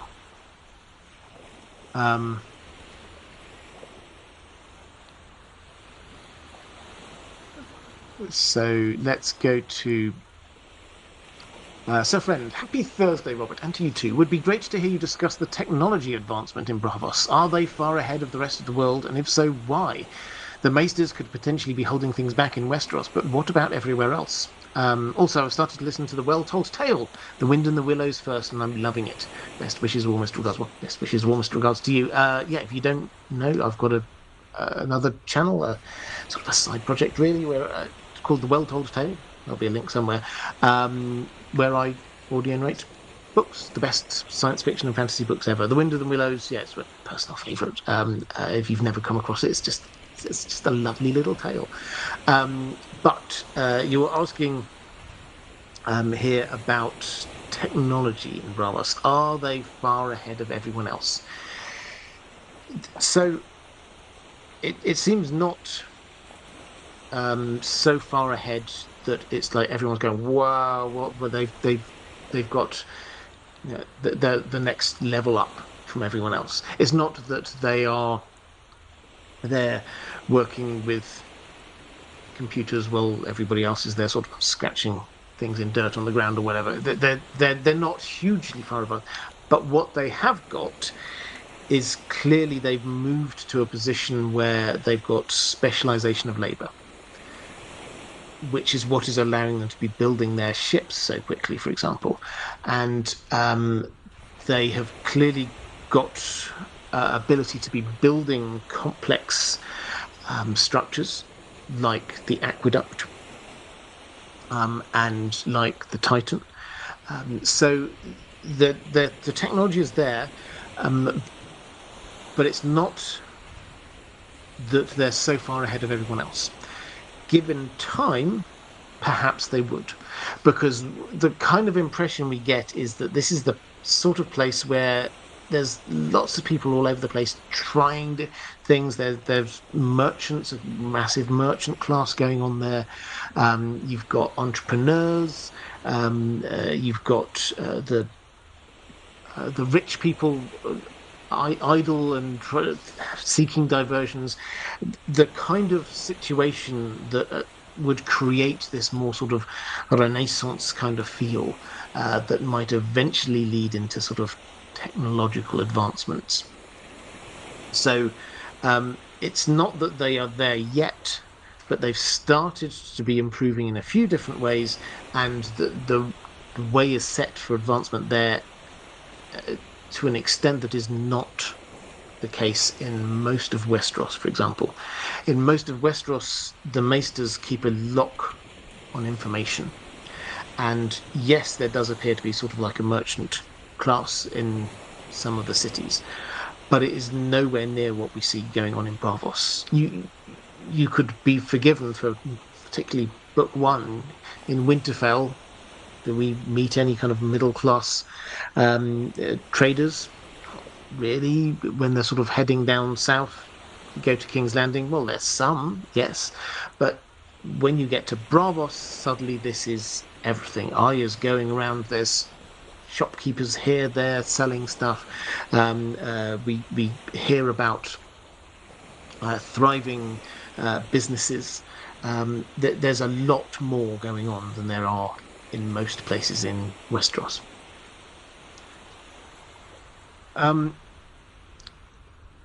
Let's go to Samantha Drake saying, "Your 8-year-old son has been listening to the Well Told Tale." That means a lot to me. I'm very happy about that. So it's a real mix of stories on there. I try to mix up sort of classic tales with a few sort of more fairy tales kind of things, some classic science fiction. Next time we're just finishing off the War of the Worlds. Then I've got a Nathaniel Hawthorne short story, and then we're going to go and do Frankenstein, which I did record ages ago, but I listened back to it. The audio quality was not great. I've improved my microphone that I'm using for that, so I've decided to re-record that. It's a fantastic story as well. Lazy-ass Madman, do you think House Baelish is actually from Braavos, or is it a ploy to be more intriguing and to build history, or do they have any particular reason for leaving? So, House Baelish, obviously where Littlefinger comes from, he is the third generation of House Baelish. They were granted a little patch of land on one of the fingers, just like the little promontories. Basically, there was a sellsword came over, did some good service, and the Lords of the Eyrie granted him some lands and a small title. Now, this is not a big thing. Yes, it is a big thing to be granted lands and a small title, but it's very clear when we go there in the books, when we're talking about lands, this is just a rocky outcrop. There's like three people and half a dog up there. This is not a huge money-making place. This is not a beautiful area. This is just like, here's a small plot of land. So, is there any reason to think that, given that this is in pretty much in living memory, that was a made-up story, that they came from Braavos? No, there's no reason to think that. Littlefinger, if anything, he underplays it rather than overplays it. He changes the family sigil was the Titan of Braavos, harking back to that, but he changes his personal sigil is obviously the Mockingbird. So he changes that. He doesn't personally play it up, but he does certainly seem to have knowledge about Braavos. And when you start looking, you see more and more. He has knowledge, he has contacts. He's the person who, when they're discussing in the small council, who, should they send assassins to go and kill Dany, he's the person who seems to know how about the Faceless Men and how much they would cost. Which you might think, okay, he's just that kind of guy who knows these things. And then you read a little bit later when you get to Henny, who is a character who is part of a troop. This is quite, as I say, this gets quite niche, but this is the kind of detail we like. She's part of this troop of dwarves who plays at the Joffrey's wedding, what we know as the Purple Wedding. And that angers Tyrion because everybody's laughing at them, and Joffrey tries to make him join in with them because he wants to laugh at Tyrion because he's being Joffrey. And we discover later from Penny, they were picked up from Braavos by one of Peter Baelish's people, because it was him who was wanting to provoke Tyrion, to get Tyrion angry so that he could be framed for the assassination of Joffrey at the Purple Wedding. So to say, it's quite a detail, but the fact that they were found in Braavos by one of Peter Baelish's people is a very clear hint that he knows Braavos well. He didn't just go randomly to try and find it. He went to somewhere he knew.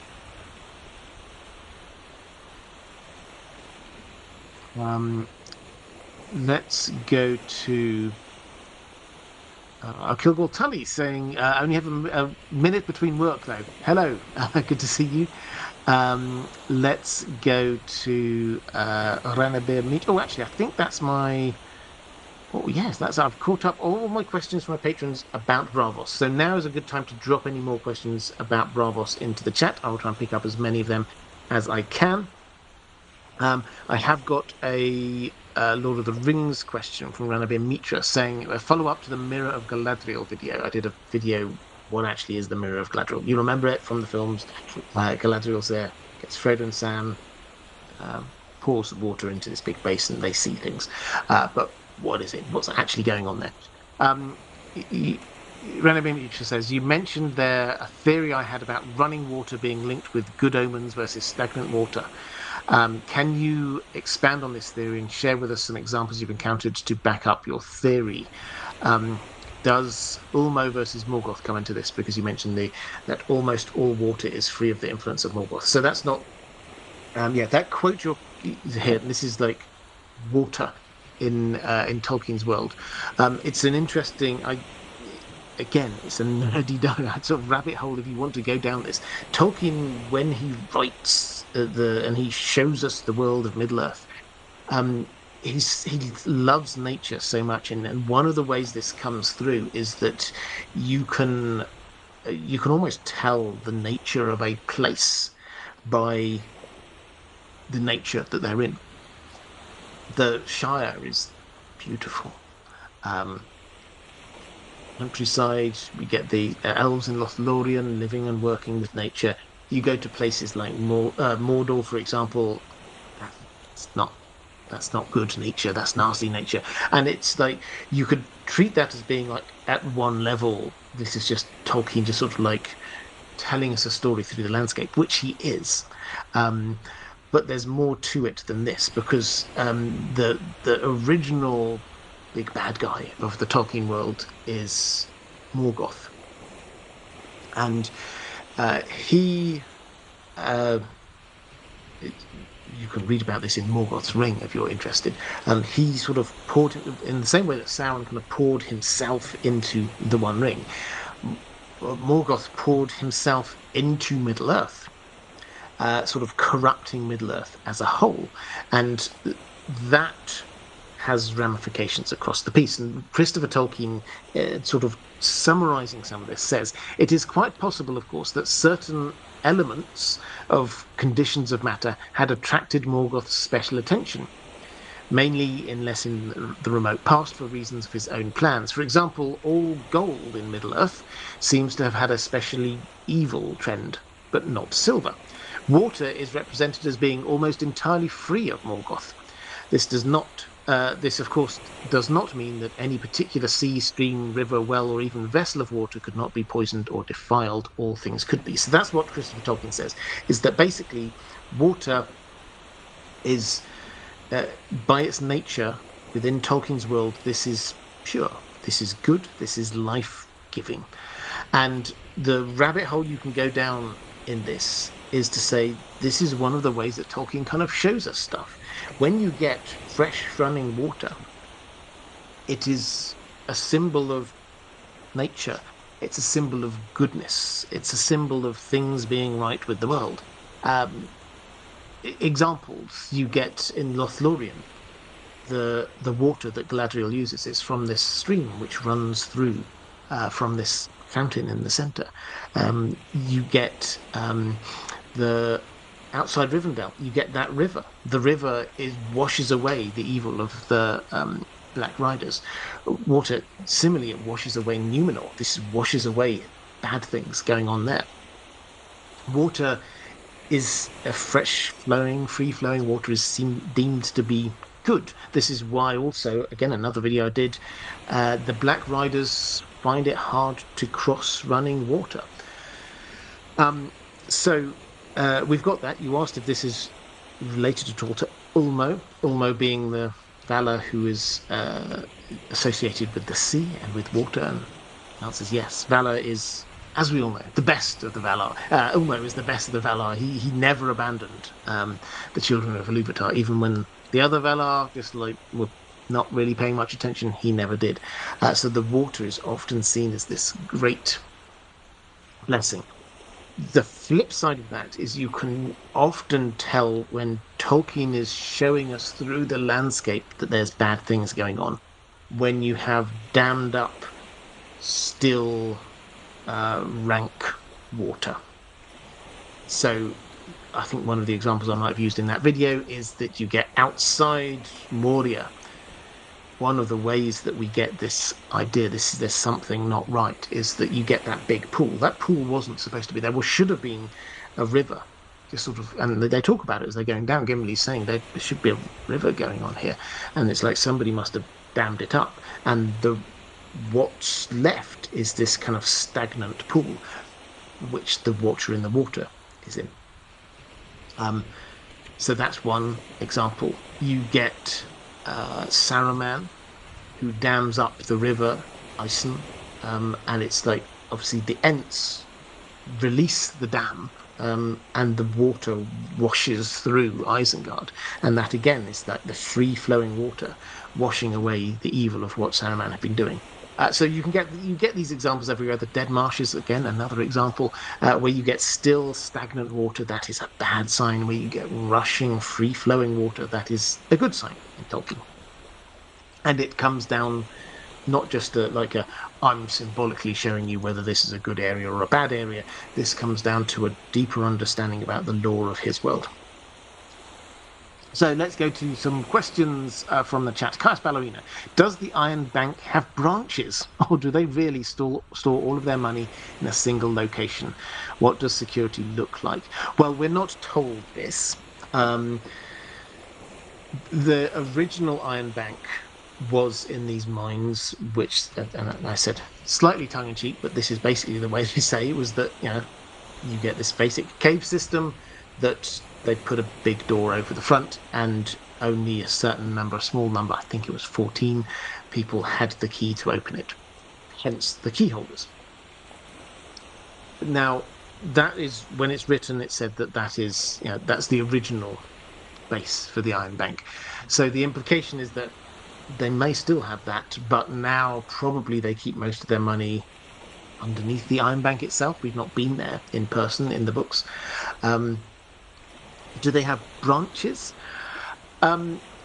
Not specifically, as far as we can tell, in as much as when we see the Iron Bank dealing with with the Iron Throne dealing with the Iron Bank, then it's through envoys. The Iron Bank send an envoy to King's Landing saying, you owe us some money. The Iron Throne sends an envoy to Braavos saying, can we cut some kind of deal here, guys? So that's the way it goes. They don't have a local branch set up in King's Landing that they can go off and deal with stuff there. But they do have people heading out, like Tychonosaurus, heading out to be acting as envoys for them. Martin S. Maybe this has been asked before, but how can the Iron Bank possibly know some player in Westeros owing them no money won't win the Iron Throne, losing them all the money that he had been lent? I assume the sort of the example you're going for here is Stannis, who didn't owe them any money, and then they lent him a large amount of money in order to go and win the Iron Throne. What if he dies? What if he doesn't get the Iron Throne? Well, it's a risk that they take, but the rule that we have is that Stannis, as part of signing the deal, you can have all this cash. Yes, obviously he has to pay it back at some point, but he also signs up to taking on, when he comes to power, he takes on all the debt that Cersei had. And that was left over from even before that.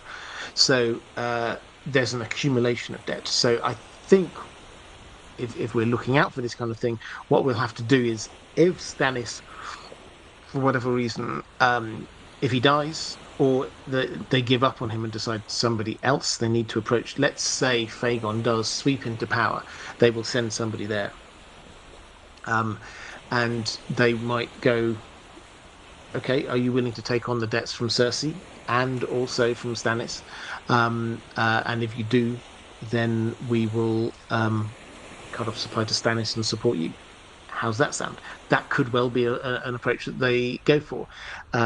So they will not lose. The Iron Bank always gets its due. It's basically that's the approach they have. And although we've not seen it in action, I think the working assumption is that they would take on a debt of anyone claiming to be the king and add that to the king's debt when somebody is in place. The other thing, though, to say is that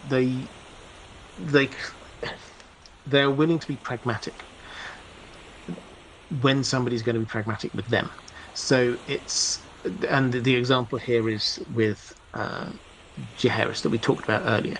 Jaehaerys there, when he was trying to deal with the fact that the Sea Lord had got these dragon eggs, one of the factors in the negotiation was the fact that the Iron Throne was in debt to the Iron Bank at the time. And so the Iron Bank didn't just buy them, they just cancelled the debt. So they are willing to be pragmatic about these kinds of things, but not if someone like Cersei is just not keeping up her end of the bargain. Chaos Ballerina saying, we know that the Iron Bank had the Faceless Men collapse the Rogaire Bank, but we never hear of the takedown of the Bank of Old Town. Do they hate all rival banks or just ones that get too big and important? Well, we don't know what their relation is. And so the Bank of Old Town is interesting. So this gets set up in the wake of the Dance of the Dragons. The Hightowers set up a bank, and we're told it's a success, but there's no implication that it ever gets so big and powerful that this is threatening the Iron Bank. So I think we should assume that they accept they can't just go out and kill every rival out there. It's only when the Rogaire Bank with the Lysine Spring that suddenly became the go-to bank, the one with the greatest riches, because they not only were they based in Lys, but then they also effectively they bought into the Iron Throne. So they had the potential there. If you're thinking about it from a pure banking perspective, they had the potential to become like the Iron Bank is in Braavos to the Iron Throne. And clearly, although Braavos is a big and powerful city, if you take the Seven Kingdoms as a whole, that is even bigger and more influential than Braavos. So yes, there was a strategic reason why they would try and stop that particular thing. As for the bank in Old Town, I think we're left with the assumption that it was a success, but not so big a success that it was considered a threat.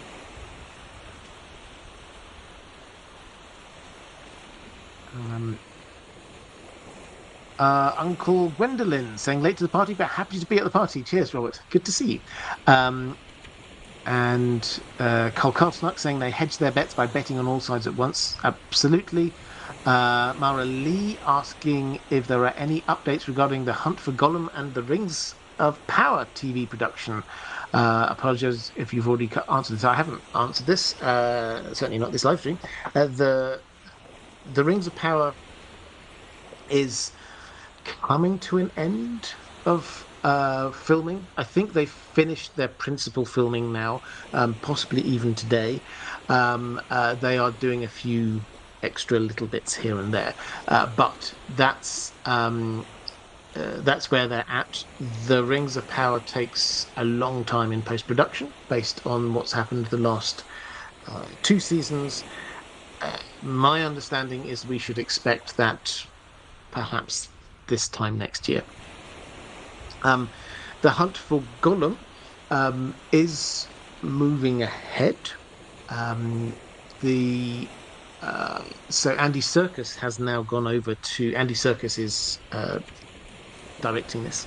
He has now gone over to New Zealand and is setting himself up there. We haven't got much casting news other than Ian McKellen has confirmed he is going to be a part of this. And Elijah Wood has also confirmed that he is a part of this as well. Now, what does that mean? Are they just getting the old gang back together? I don't think they'll get everybody back together.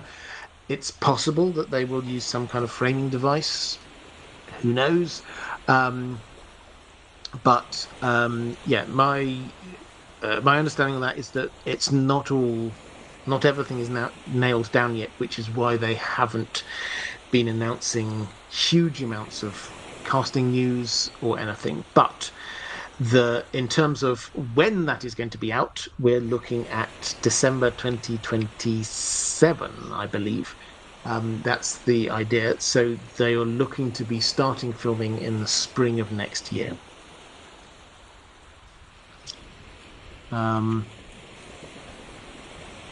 Nice ballerina saying Danny's main problem with ending slavery is keeping it gone. True. Once she makes it to Braavos and they realize she's serious about ending slavery, could they lend aid to help govern those cities until slavery is truly abolished? Theoretically,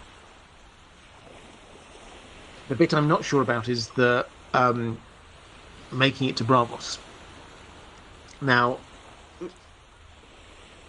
where we left it with Danny is in the Dothraki Sea, and she's gone through this period of, I suppose we could call it reflection, some slightly fevered dreams, visions, and a lot of other stuff, based around this idea of her reclaiming her Targaryen identity.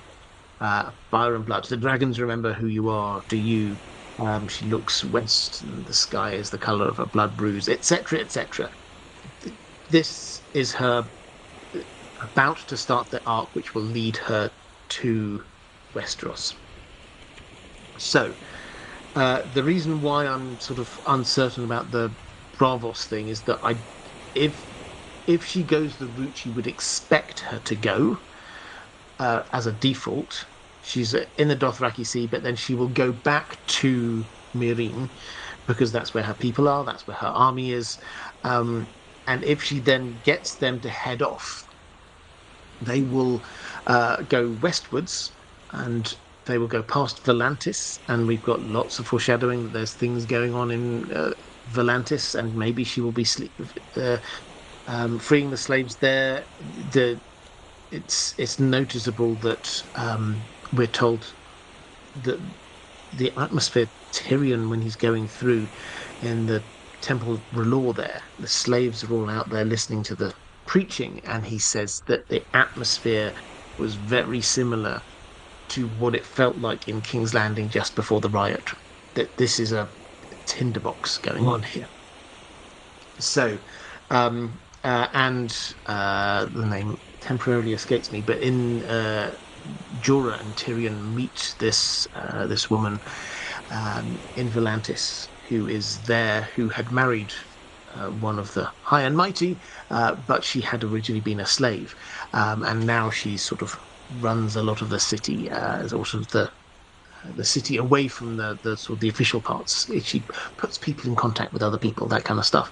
And her parting words, knowing that they were going to go to see Danny, are tell her to hurry because the slaves need freeing. So there's a lot there. So going via Volantis, the potential that she might go to Pentos.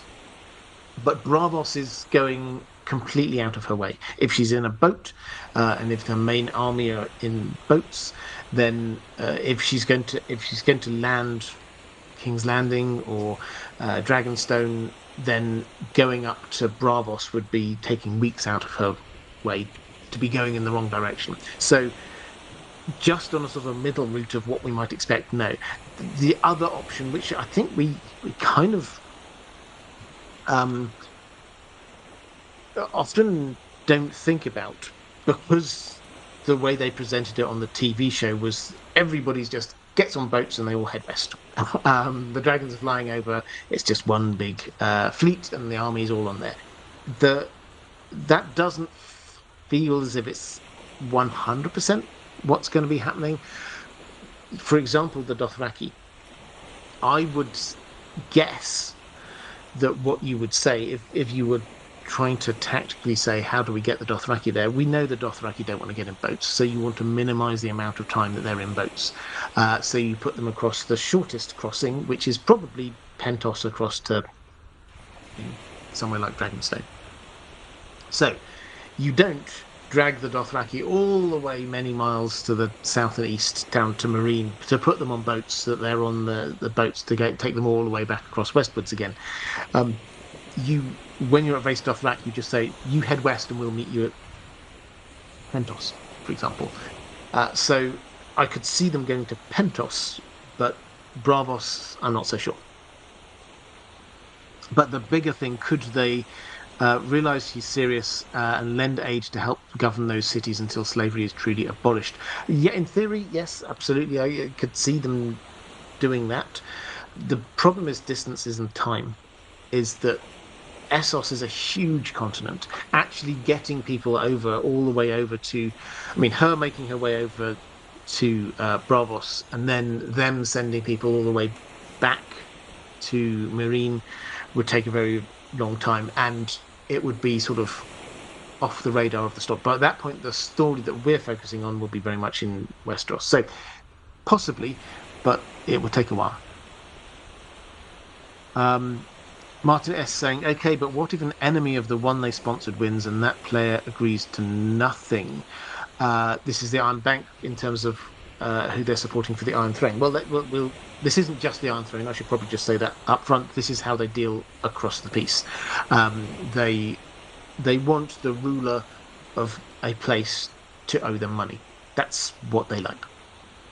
So what happens if they say support Stannis and then Fagon comes in and he claims the throne, but then refuses to take on the debt of his predecessors?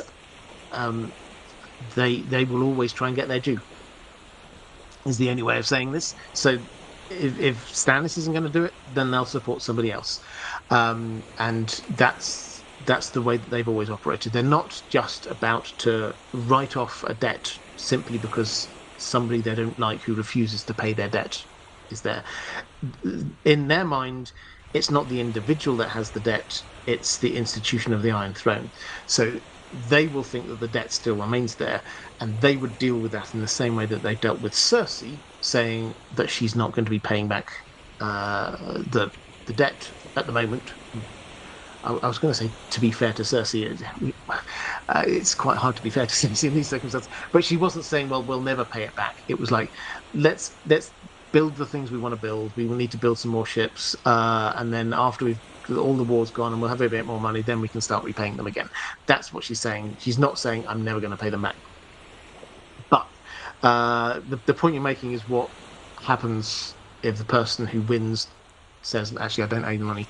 They think that he will owe the money, and they will support another person.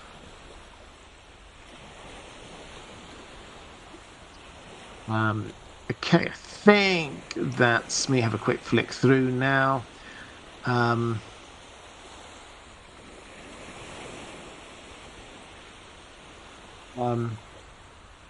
The impending, this is Nick Drum saying, the impending threat of White Walkers and the crown indebtedness in the book, not the show. Why is the Iron Bank making loans to Jon Snow? Any hints of them hedging their stake in Cersei with a similar support? So the hedge for Cersei, if you like, is the supporting Stannis. The Jon debt is the impression we get is this is small beer to them. This is not a massive issue. They're probably they will know who the Night's Watch, from their perspective, the Night's Watch aren't going anywhere. They're lending Jon enough money to be buying provisions and to be getting half a dozen ships or so. This is not the kind of money they're lending to Stannis to overthrow and take over an entire kingdom. This is just keeping people going through the winter. So I don't think that they see that as a big thing, to be honest. I hope that's the question you're answering. But yeah, I don't think they need to hedge that so much as theoretically, if they get to the other side of winter and they can't pay stuff back, then yeah, they would. There's no reason to think that they wouldn't support somebody else to be the new Lord Commander. Let's put it that way.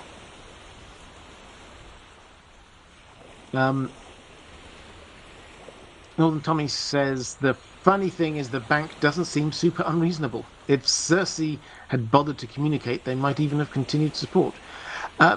Yeah, it's entirely right. And what you get actually, that chapter is quite an interesting one, because she's there, sort of saying, "Let's do this," and you actually get sensible people like Pycelle going, "Well, are we sure that's a good idea?" But then she has surrounded herself by these appointees who they're not going to say no to her. They'll just say, "Yeah, of course, let's do that." Um, so Pycelle might not always be like the greatest or wisest, but he's not stupid, and he does know what will happen as a result of that. So what we see actually is how Cersei is operating, and it's just this hint of this is just going to be an absolute nightmare when there's no constraining influences on her. If Pycelle has gone and Kevin Lannister has gone, which they have, it's just going to be people around her who are saying yes. Okay, I think with that we can start drawing this one to a close. We've had some fantastic questions here, thank you. Let me know what other mysteries we've got. We can definitely do some more mysterious places.